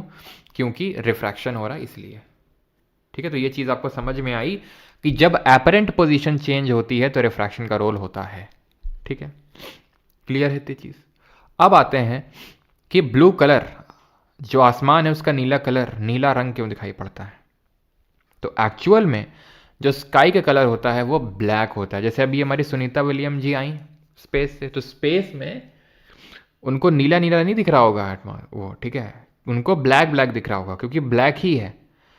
अब हमारे यहाँ पे जो हम अर्थ सरफेस में एटमॉस्फेयर है, तो उस एटमॉस्फेयर की वजह से ये हमें ब्लू दिखाई पड़ता है। क्यों? क्योंकि जब लाइट आती है तो वो लाइट स्कैटर हो जाती है। क्या हो जाती है? लाइट की स्कैटरिंग हो जाती है। स्कैटरिंग का मतलब होता है प्रकीर्णन हिंदी में। इसको क्या बोलते हैं? प्रकीर्णन बोलते हैं हिंदी में। ये प्रकीर्णन क्या होता है? इसका प्रकीर्णन, ठीक है, ये लिखेंगे। तो एक्चुअल में इसके बारे में पहले ही बता चुका हूँ केमिस्ट्री में। रिकॉल करो कहाँ पर? टिंडल इफेक्ट पढ़ाते वक्त याद आया आपको कि जो होमोजेनस मिक्सचर होता है वो लाइट के पाथ को विजिबल नहीं करवाता है, हमें दिखता ही नहीं है लाइट। तो यानी कि यहाँ से मैं हटा दूँ इस चीज़ को, और ऐसा होता है होमोजेनस मिक्सचर में, ऐसा गया ऐसा आ गया। हेट्रोजेनस में क्या होता है? दिखता है पाथ, क्योंकि पार्टिकल साइज यहाँ बहुत छोटा था, तो पार्टिकल क्या है, उस लाइट को फैला नहीं पा रहा है। यहाँ पर बड़े बड़े हैं तो बोलते हैं कहाँ जा रहे हो लाइट से, ठीक है, तो लाइट को ऐसे फैला देते हैं। तो एटमॉस्फेयर में जो हमारे डस्ट पार्टिकल है, ये सब हैं, गैस के पार्टिकल, ये सब क्या करते हैं? लाइट को स्कैटर करवा देते हैं। लेकिन रेड जो लाइट होती है ये सब स्कैटर नहीं करते हैं। सबसे ज़्यादा जो स्कैटर करती है वो ब्लू लाइट होती है, लाइट ब्लू। इसलिए हमें जो स्काई होता है वो ब्लू अपीयर होता है, ना कि ब्लैक, ठीक। और अब यहाँ पे एक और फिनोमिना आता है, दैट इज़ कि जब सूर्य उदय होता है और जब सूर्यास्त होता है ना, ये छठ की मुझे फोटो लग रही है ना, छठ पूजा में तो ये होता है कि सूर्य जब उदय होता है और जब सूर्यास्त होता है तो उसकी पूजा की जाती है, ढलते हुए सूरज और उगते हुए सूरज की। तो उस टाइम हमें सूरज एकदम लाल अपीयर होता है, देखा तुमने सनसेट के टाइम पे। लेकिन ऐसे अभी देखने जाओगे तुम ऊपर छत में तो लाल नहीं होगा, सफ़ेद होगा। क्यों? उसके पीछे का रीज़न मैं आपको बताता हूँ। जैसे कि यहाँ पर जगह नहीं, देखो यहाँ पर जगह है, जैसे ये अर्थ है हमारी, ठीक है। एक तो केस है ये वाला, एक तो केस है कि सूरज जो है, सूरज बाबा जस्ट ऊपर ही है हमारे, और एक केस है ये सनसेट और सनराइज का मान लेते हैं, ठीक है, मान लिया।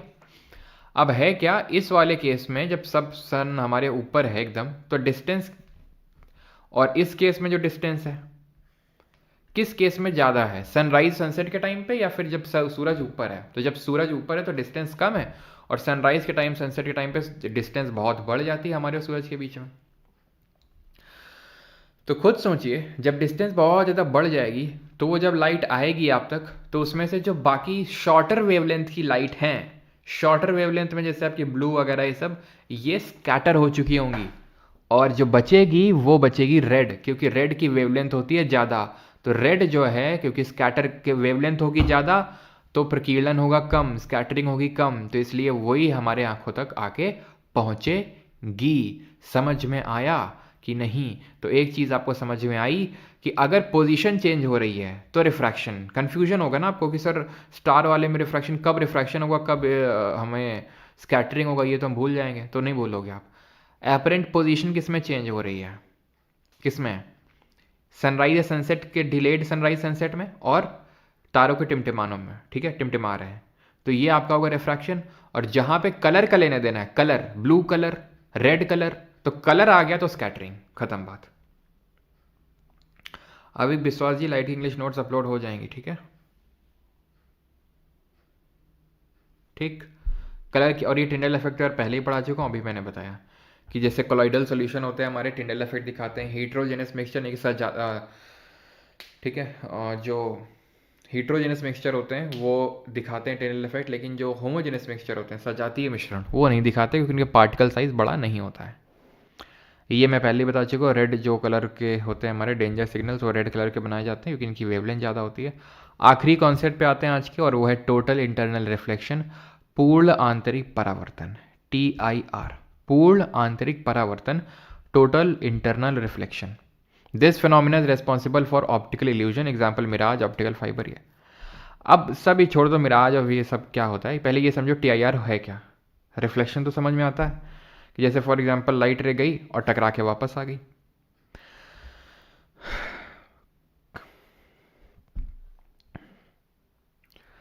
अभी पीछे केस देखा था ना हमने कहीं पे कि यार ये लाइट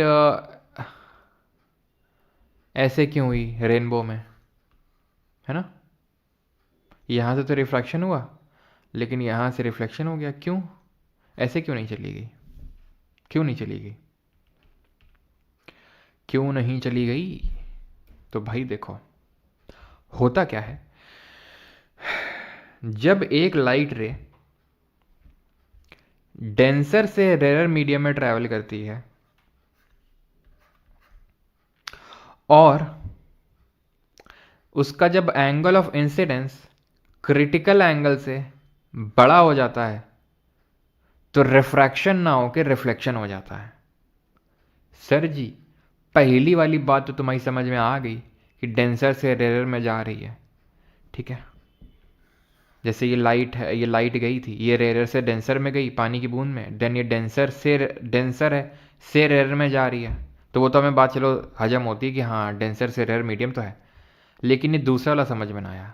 देखो होता क्या है, होता ये है जैसे फॉर एग्जांपल ये मान लो ये मैंने वाटर लिया, मैंने लाइट डाली, रेयर से denser, bend towards the normal, then अब ये क्या है, डेंसर से रेयर, डेंसर से रेयर है, नॉर्मल मैंने ड्रॉ किया, ठीक है,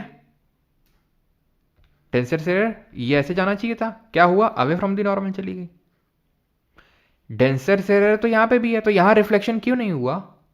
क्योंकि यहां पर angle of incidence angle of critical angle से बड़ा नहीं था। तो सर क्रिटिकल एंगल होता क्या है? तो क्रिटिकल एंगल वो एंगल होता है, देखना अब ध्यान से, जो समझा रहा हूं ध्यान समझना, फिर से नहीं बताऊंगा मैं ये। कोई लाइट रे जो है, ये मैंने पास कराया angle of incidence, angle of refraction, मैंने एंगल ऑफ इंसिडेंस और बढ़ाया, एंगल ऑफ रिफ्रैक्शन और बढ़ेगा, मैंने एंगल ऑफ इंसिडेंस और बढ़ाऊंगा, एंगल ऑफ रिफ्रैक्शन और बढ़ेगा। क्योंकि याद करो sine I upon sine R था, तो यानी कि साइन आई और साइन आर आपस में डायरेक्टली प्रोपोर्शनल है, आप एंगल ऑफ इंसिडेंस इंक्रीज करो, एंगल ऑफ रिफ्रैक्शन इंक्रीज होगा। लेकिन लेकिन लेकिन एक ऐसा एंगल आएगा, एक ऐसा एंगल आएगा जब ये एंगल ऑफ रिफ्रैक्शन 90 डिग्री हो जाएगा, ये एंगल ऑफ जो रिफ्रैक्शन है 90 डिग्री हो जाएगा, तो वो एंगल ऑफ इंसिडेंस, वो एंगल ऑफ इंसिडेंस जिस पे कि जिस पे कि refracted angle of refraction 90 degree हो जाए, वो एंगल, उस एंगल पे तुम लाइट को डालो। ये है ना एंगल ऑफ इंसिडेंस, उस एंगल पे तुम लाइट को डाल रहे हो कि जो एंगल ऑफ रिफ्रैक्शन है वो 90 डिग्री हो जाए, तो मतलब क्रिटिकल एंगल तुमने अचीव कर लिया है। ये है क्रिटिकल एंगल। अब इससे बढ़ा के तुम जितना भी डालोगे तो लाइट रिफ्रैक्ट ना होके वो नीचे आना शुरू कर देगी। ये तुमने डाला और अब लाइट ऊपर ना जाके रिफ्रैक्शन ना होके वो पलट गई। डेंसर से रेयर में जा रहा है, पहला क्राइटेरिया फुलफिल हुआ, और angle of incidence and critical angle से बढ़ गया। इसी की वजह से क्या होता है, रेगिस्तान में जब तुम जाओ हबीबुल्ला शेख ऊंट में बैठ के, तो तुम देखोगे ये जो पाम ट्री होगा है ना, या फिर कोई भी ट्री वगैरह होगा, तो ये आपको ऐसा लगेगा नीचे ऐसे कोई तालाब है और उसमें आपको उसका प्रतिबिंब टाइप बनता हुआ दिखाई देगा। आपने भी ऑब्जर्व किया होगा, आप कभी गाड़ी में गए हो तो गाड़ी में आप जब बहुत धूप होती है तो रोड पे आपको ऐसा पानी पड़ा हुआ सा दिखाई देता है। क्यों?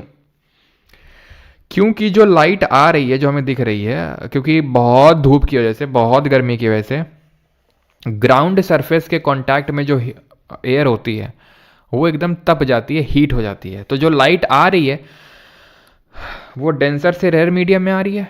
क्यों? क्योंकि आपको भी पता है कि जो ठंडी हवा होगी उसके पार्टिकल थोड़े पास पास होंगे और गर्म हवा के पार्टिकल्स थोड़े दूर दूर होंगे। इसमें तो कोई दिक्कत नहीं, केमिस्ट्री में पढ़ा रखा है ये हमने। तो यानी कि ये जो ठंडी हवा है वो डेंसर मीडियम और जो गर्म हवा है वो रेयर मीडियम। तो जब ये लाइट आएगी ना तो जब ये लाइट आएगी ना ट्रैवल होके, तो रिफ्रैक्शन मल्टीपल रिफ्रैक्शन होने के बाद एक ऐसा पॉइंट आएगा कि वो रिफ्लेक्शन हो जाएगा, जिसकी वजह से अब हमें वहाँ ना दिखाई दे के रिफ्लेक्ट होके, चीज़ें रिफ्लेक्ट होके तो हमें दिखाई देती हैं मिरर में, प्रतिबिंब में, तो ऐसा लगेगा रिफ्लेक्ट होके यहाँ पर हमें ये दिखाई देगा हॉट सरफेस में। तो TIR टोटल इंटरनल रिफ्लेक्शन, ये पूर्ण आंतरिक परावर्तन के लिए दो कंडीशन, लाइट डेंसर से रेयर मीडियम में जाए और angle of incidence critical angle से ज़्यादा हो।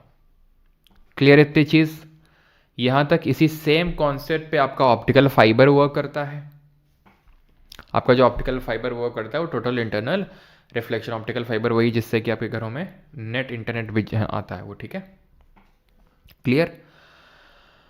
खत्म हो गया हमारा चैप्टर। कुछ वन लाइनर है, जैसे कि the material through which things can be seen are called as transparent material, यानी कि जिनसे आर पार देखा जा सके उनको हम पारदर्शी वस्तुएं बोलते हैं। Reflection on bathroom mirror, the lake and the glare on pair of glasses are caused by specular reflection. Gold और copper happen to absorb blue and violet light leaving the yellow colour light. तो आपने देखा होगा ज़्यादातर जो हमारे metal होते हैं, देख लो आप, ज़्यादातर जो मेटल हैं आपके, जिंक ले लो, आयरन ले लो, इनका सिल्वर, ठीक है, इनका सिल्वरी लुक होता है। ठीक है, इनका सिल्वरी लुक होता है, लेकिन गोल्ड और कॉपर थोड़े से आपके येलोइश लुक में होते हैं। क्यों? क्योंकि ये ब्लू और वॉलेट इन सबको तो एब्जॉर्ब करते हैं, लेकिन वो येलो को एब्जॉर्ब नहीं कर पाते हैं, तो उसको क्या कर देते हैं, रिफ्लेक्ट कर देते हैं। तो इस वजह से गोल्ड और कॉपर हमें कैसे अपीयर होते हैं, येलो। इसी की वजह से हमें जो क्लोरोफिल की वजह से हम बोलते हैं ना, हमें जो पत्तियों का रंग है हरा दिखता है। हरा क्यों दिखता है? क्योंकि वो क्या करती हैं पत्तियाँ, ग्रीन, ये मैंने बायो में पढ़ाया था, ग्रीन कलर को रिफ्लेक्ट कर देती हैं, इसकी वजह से हमें वो ग्रीन ही अपीयर होती हैं। ठीक है, याद रहेगा। समुद्र का पानी आप देखो नीला क्यों अपीयर होता है? क्योंकि नीला जो है बहुत ज़्यादा स्कैटर हो जाता है समुद्र में, बाकी सब एब्जॉर्ब कर लेता है समुद्र का पानी, बाकी जो रेज होती हैं, लेकिन वो बहुत ज़्यादा स्कैटर हो जाता है। और स्कैटरिंग से ध्यान रखना, स्कैटरिंग के बारे में किसने बताया था? स्कैटरिंग के बारे में रैले ने बताया था। रैले का स्कैटरिंग लॉ है। तो अगर तुमसे पूछ ले कि स्कैटरिंग जो फिनोमिना होता है इसके बारे में किसने बताया था, तो साइंटिस्ट का नाम याद रखेंगे, रैले। इन्होंने एक स्कैटरिंग लॉ भी दिया था, रैले। ऑलराइट, चलिए आगे बढ़ते हैं। और the phenomena which deals with scattering of light by molecules of a medium, ये चलो, अच्छा, the phenomena which deals with scattering of light by molecules of a medium when they are excited to vibrational energy levels is called as Raman effect. तो Raman effect की discovery कब हुई थी, जल्दी से बताइए। अभी फेब के महीने में ही हम रमन जो है क्या बोलते हैं, नेशनल साइंस डे सेलिब्रेट करते हैं। रमन इफेक्ट की जिस दिन खोज हुई थी उस दिन। CV रमन जी को कब नोबेल मिला था, जल्दी से बताएंगे। और कब भारत रत्न मिला था, because he was the first person to get the highest civilian award of India and that is Bharat Ratna. तो होता क्या है ना कि नॉर्मली ये ऑब्जर्व किया जाता है कि जो एक रिफ्रैक्टेड लाइट होती है और एक जो इंसिडेंट लाइट होती है उनके बीच की जो वेवलेंथ होती है वो सेम होती है। लेकिन रमन जी ने ये ऑब्जर्व किया कि कुछ ऐसे स्पेशल लिक्विड्स होते हैं जिसमें कि इंसिडेंट रे और रिफ्रैक्टेड रे के बीच की जो वेवलेंथ उनकी जो वेवलेंथ होती है वो चेंज हो जाती है, वो सेम नहीं रहती है। इसी को ही हम बोलते हैं रमन इफेक्ट, जिसकी डिस्कवरी करी थी सीवी रमन जी ने। कब कब करी थी? 28 फेब को, जिस दिन हम मनाते हैं नेशनल साइंस डे, राष्ट्रीय विज्ञान दिवस, नेशनल साइंस डे। और 1930 में नोबेल मिला। कब? 1928 में डिस्कवरी करी थी उन्होंने, 1930 में नोबेल, और 1954 में भारत रत्न की प्राप्ति हुई इन्हें। बाकी phenomena in which mountain tops acquires rose और orange hue among the sunrise and sunset, around the sunrise sunset, उसको एल्पेनग्लो बोलते हैं, भी दिखाऊंगा मैं आपको।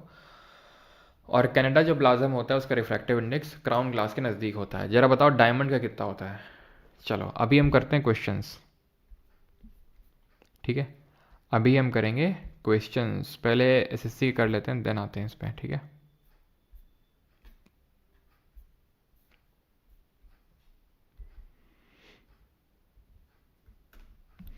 Why can you not see objects in dim lit room when you come from a brightly lit room? तो जब आप बहुत ब्राइटली लिट रूम से थोड़ा सा डिम लिट रूम में आते हैं तो क्या हो जाता है? क्यों नहीं देख पाते हैं? Iris dilates the eye lens to allow lens less light to enter the eye. Okay, क्या है भाई? डायलेट नहीं होता है, कॉन्ट्रैक्ट होता है, ठीक है? आइरिस, पहली बात तो ये लिखा हुआ है, ये डायलेट नहीं होगा, कॉन्ट्रैक्ट होगा, और ये आई लेंस को नहीं, पीपल को। तो iris contract the pupil to allow less light to enter into the eye, ठीक है? ऑप्शन नंबर बी आंसर होगा इसका, ऑप्शन नंबर बी। समझ में आ गया सभी को? क्योंकि आइरिस क्या है? मस्कुलर स्ट्रक्चर है जो पीपल को कंट्रोल कर रहा है, पीपल अमाउंट ऑफ लाइट को कंट्रोल कर रहा है। तो जब ब्राइटली लिट रूम में होगा तो बहुत ज़्यादा क्या है, कॉन्ट्रैक्ट होकर रहेगा, वो सिकुड़ के रहेगा, so that come light enter करे। अब तुम डिम लिट रूम में जा रहे हो तो वो पहले से डिम लिट है और कम लाइट एंटर करेगी, तो तुम्हें ज़्यादा दिखेगा नहीं, वहाँ पे दिक्कत होगी। 45 myopia is also known as, तो मायोपिया को किस नाम से जानते हैं? नियर साइटेडनेस, एस्टिग्मेटिज्म, प्रेसबायोपिया, या फिर आपका फार साइटेडनेस। तो मायोपिया को हम निकट दृष्टि दोष भी बोलते हैं। कंफ्यूज मत होना कि सर इसमें तो निकट में तो दिखता है, निकट में तो दिखता है, तो निकट दृष्टि दोष क्यों बोलते हैं? बस बोलते हैं नियर साइटेडनेस इसको, ठीक है? कैसे करेक्ट होता है, कौन से लेंस से? ये आपका कॉनकेव लेंस से सही होता है। फार साइटेडनेस क्या होता है? हाइपर मेट्रोपिया, कॉन्वेक्स लेंस से सही होता है। प्रेस बायोपिया क्या है? आपका फोकल लेंथ, सीलरी मसल्स की जो फ्लेक्सिबिलिटी है जिसकी वजह से लेंस जो उतना फ्लेक्सिबल नहीं रहा आपका, तो आपको पास और दूर दोनों का नहीं दिखता है, ठीक है? एस्टिग्मेटिज्म भी आपका डिसऑर्डर ही होता है आँख का, जिसमें कि जो जनरल कर्वेचर है आई का, ठीक है, वो डिस्टर्ब हो जाता है।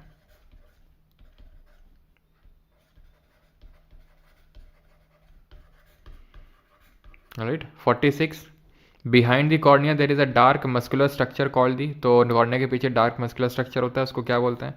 तो मस्कुलर स्ट्रक्चर हमारा आइरिस था। People who wear bifocal lens have, तो जो बाईफोकल लेंस पहनते हैं उनको क्या होता है? उनको होता है प्रेस बायोपिया। ये होता है आपका कॉनकेव और ये होता है आपका कॉन्वेक्स।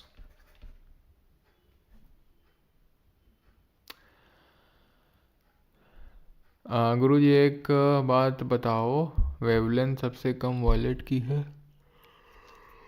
और डेविएशन हाईएस्ट है, तो हमें स्काई वॉलेट क्यों नहीं दिखाई देता है, ब्लू ही क्यों दिखाई देता है? क्योंकि ब्लू की जो जो वॉलेट होता है ना, उसका इतना ज़्यादा स्कैटरिंग हो जाता है, इतना ज़्यादा स्कैटरिंग हो जाता है। जैसे फॉर एग्जांपल अब मैं आपको बोलूँ कि जैसे एक केस है कि आप, जैसे मैंने आपको एक ड्रॉप दी, इंक दी, और मैंने बोला कि इसको मिलाओ एक बाल्टी पानी में, और एक मैंने बोल दिया एक जो बड़ी सी टंकी होती है, बड़ी सी टंकी होती है, मान लो कि जिससे पानी घर घर में पानी सप्लाई होता है गांव में, आपने देखी होगी, उसमें मिला दो। तो तुमको लगता है कि जो बड़ी सी टंकी होगी उसमें एक बूंद का, एक ढक्कन का कुछ फ़र्क पड़ेगा? कुछ नहीं, दिखाई नहीं देगा कि इसमें कुछ मिला भी हुआ है, वो न्यूट्रलाइज कर देगा उस चीज़ को। तो वो होता है वॉलेट के साथ, ठीक है? अजीत चौहान जी देखो, फैट मैन और लिटिल बॉय अप्रैल में ही आएंगे, ठीक है, अप्रैल में, मई में नहीं, अप्रैल में। The part of eye which is responsible for conversion of image into neural signals, तो ये आपका रेटिना करता है, ठीक है। Amount of light entering into an eye can be controlled and regulated by, कौन कंट्रोल करता है amount of light entering into eye? Pupil. और इसके साइज को कौन कंट्रोल करता है? Iris. Light rays enter the eye through outer transparent structure at the front of the I called the, तो उसको क्या बोलते हैं? आउटर ट्रांसपेरेंट स्ट्रक्चर, उसको हम बोलते हैं कॉर्निया, जो कि आई डोनेशन के टाइम पे डोनेट भी किया जाता है। Mirror used by dentist to see large images of teeth of patient is, तो कौन सा मिरर यूज़ करते हैं हमारे जो डॉक्टर लोग होते हैं? तो वो कॉनकेव का यूज़ करते हैं, ठीक है। Concave mirror is converging mirror, जैसे कि कॉन्वेक्स मिरर हमारा कन्वर्जिंग होता है। रजत को हाइपरमेट्रोपिया है, तो व्हाट टाइप ऑफ लेंस आप उसको बोलेंगे?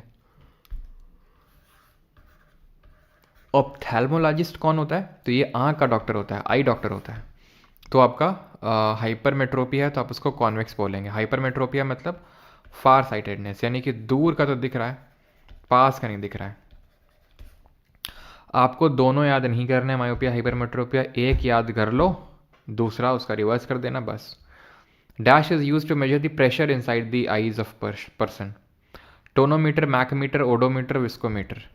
तो विस्कोमीटर तो विस्कोसिटी यानी गाढ़ापन मेजर करता है, ओडोमीटर तो आपकी रीडिंग में मेजर करता है, मैक नंबर मेजर करता है। मैक नंबर मैंने बताया था speed of that particular object होता है ना, एयर में, upon speed of sound in air, ठीक है। तो मैक नंबर वहाँ से आता है, आंसर इसका टोनोमीटर होगा। Which part of bifocal lens facilitates near vision, कौन सा पार्ट होता है जो पास देखने में हेल्प करता है बाईफोकल में? तो बाईफोकल में ये वाला जो होता है ना, नीचे वाला, आपने देखा होगा नीचे वाला, ये पास में देखने के लिए यूज़ किया जाता है। और ये कैसा होता है? जब पास का नहीं दिखता तो आप कॉन्वेक्स का यूज़ करते हैं, lower part with convex. Option number C 55। What is the shape of the eyeball, तो आई बॉल का शेप क्या होता है? तो आई बॉल का शेप होता है ना, बताया था, स्फेरिकल टाइप होता है। Option number C. Identify the structure that control the size of pupil, तो पुतली के आकार को नियंत्रित करने वाली संरचना की पहचान करें। विट्रियस ह्यूमर, कॉर्निया, आइरिस या सिलरी मसल्स? तो आंसर होगा यहाँ पर आइरिस, ठीक है। जो आइरिस होती हैं वो साइज ऑफ पीपल को कंट्रोल करती हैं। 57। What is the main sense organ that virtual reality displays are aiming for? तो जो VR होती हैं, वर्चुअल रियलिटी, क्या वो एम कर रहे हैं? तो वो आपके जो विजन है उसको वो कर रहे हैं। Option number D. Minimum distance of distinct vision for a young adult person with no defect in eyes is, तो न्यूनतम, ये जो स्पष्ट दृष्टि के लिए जो न्यूनतम दूरी है वो कितनी है? 20 मीटर, 25 सेंटीमीटर, 20 सेंटीमीटर या फिर 25 मीटर? तो ये है 25 सेंटीमीटर, ऑप्शन नंबर बी, जिसको क्या हम बोलते हैं? क्या? Least distance of distinct vision. Power of accommodation याद करिए यहाँ पे। Splitting of white light into its component colour is called as, तो श्वेत प्रकाश को उसके घटक रंगों में विभाजित करने की को क्या कहते हैं? गुरुजी एक बात बताओ, फैट मैन लिटिल बॉय क्या है? क्या है ये तो अब तुम्हें जब अनाउंस होगा तब भी पता चलेगा।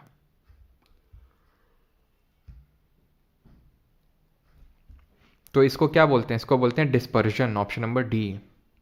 Gold and copper happen to absorb dash and violet light leaving yellow light, तो गोल्ड और कॉपर क्या एब्जॉर्ब करते हैं? ग्रीन, ब्लू, रेड या ऑरेंज? तो ये आपके ऑब्जर्व करते हैं वॉलेट लाइट को एंड ब्लू को एब्जॉर्ब करते हैं, और येलो को छोड़ते हैं, इसी से येलोइश अपीयर होते हैं गोल्ड और कॉपर।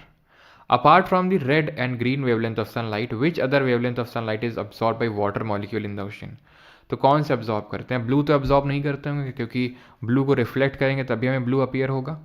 रेड, ग्रीन और येलो को, ठीक है, रेड, ग्रीन और येलो को एब्जॉर्ब करते हैं। 62। 5-6 क्वेश्चन और करेंगे बस, ठीक है, खत्म फिर।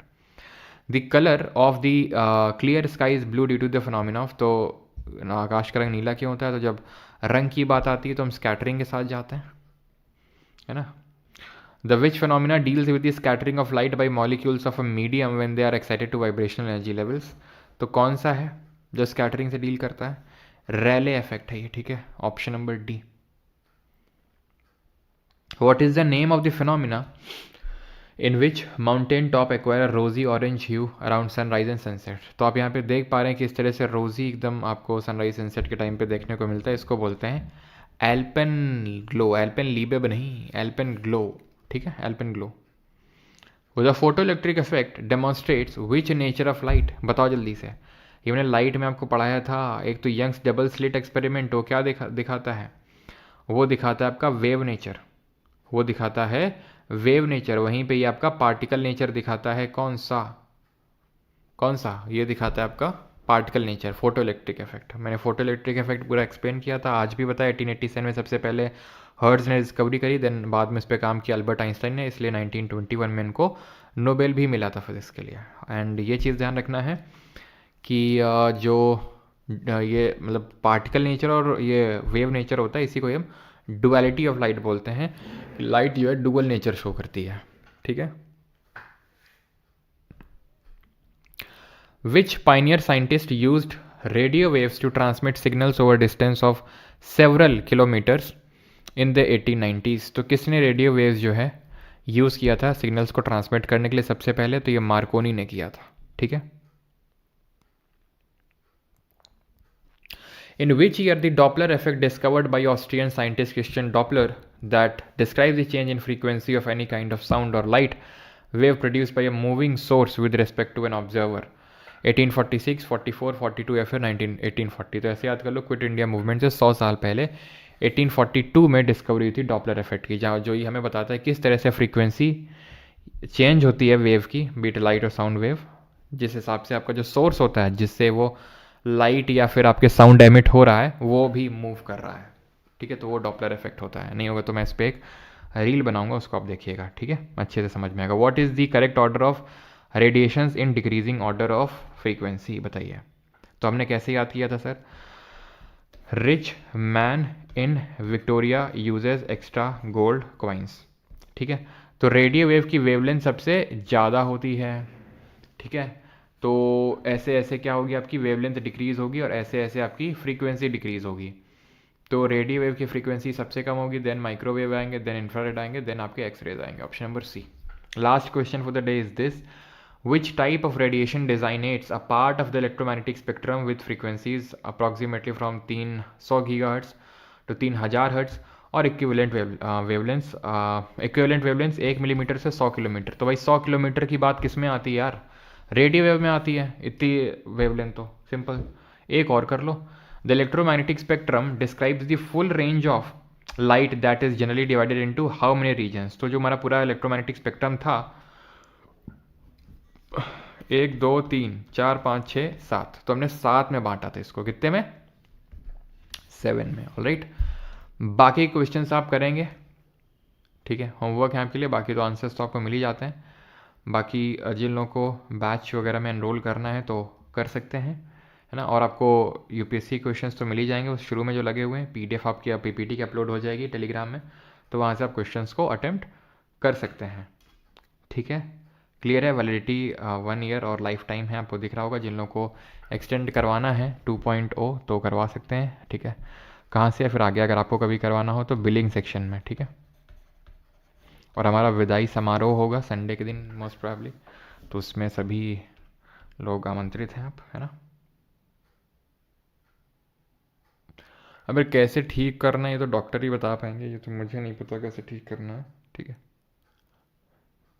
जनरली बोलते तो यही है, चश्मा हटता नहीं है, हटता नहीं है, ठीक है। तो जो लोग 2.0 से 3.0 में आना चाहते हैं, परमार 2.0 का कोड भी यूज़ कर सकते हैं। अगर मान लो आपको ऐसा है कि नहीं एक्सटेंड नहीं करवाना वैलिडिटी, बैच शिफ्ट करना है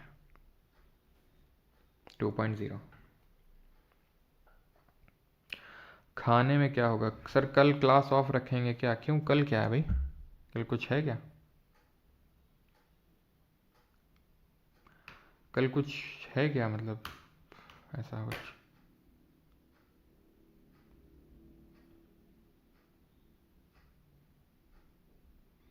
सर 48 क्वेश्चन दिखा दो, 48 दिखा दें। The part of the I which is, हाँ जी, तो इसमें क्या दिक्कत है?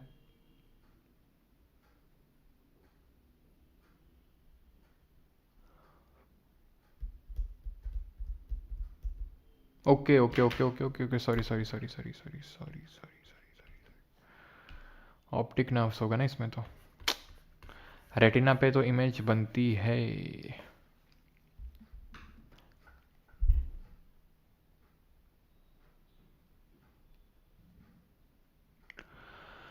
गंगा मेला है सर। अच्छा कल गंगा मेला है क्या यार?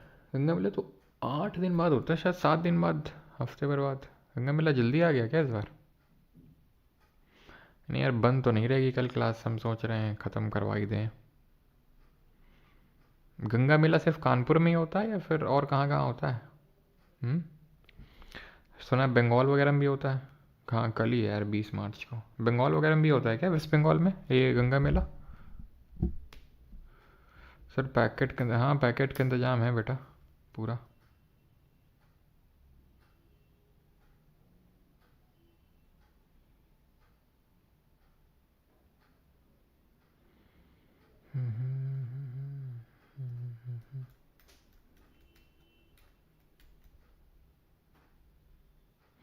गंगा सागर मेला होता है वेस्ट बंगाल में, ओके।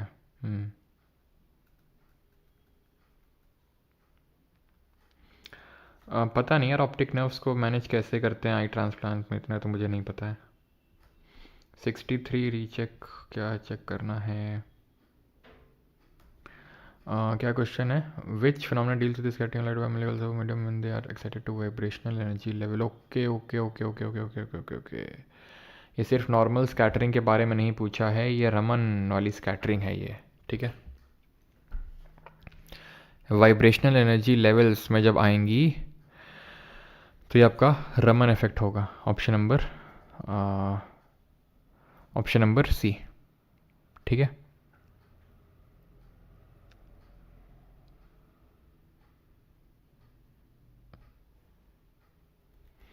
बिल्कुल, जब वाइब्रेशनल एनर्जी लेवल, ठीक है, वन से जब एक्साइट हो जाते हैं तो जो वेवलेंथ होती है लाइट की, जो रिफ्रैक्ट होकर स्कैटर होकर आती है, वो चेंज हो जाती है ओरिजिनल से। यस, फैटमैन लिटिल बॉय अप्रैल के स्टार्टिंग, हाँ फैटमैन लिटिल बॉय जल्दी आएगा आपका, ठीक है।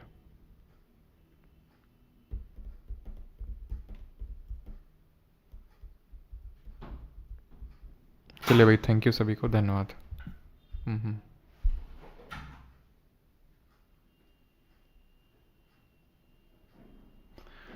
कंप्यूटर होगा आपका, चिंता मत करो, कंप्यूटर भी होगा।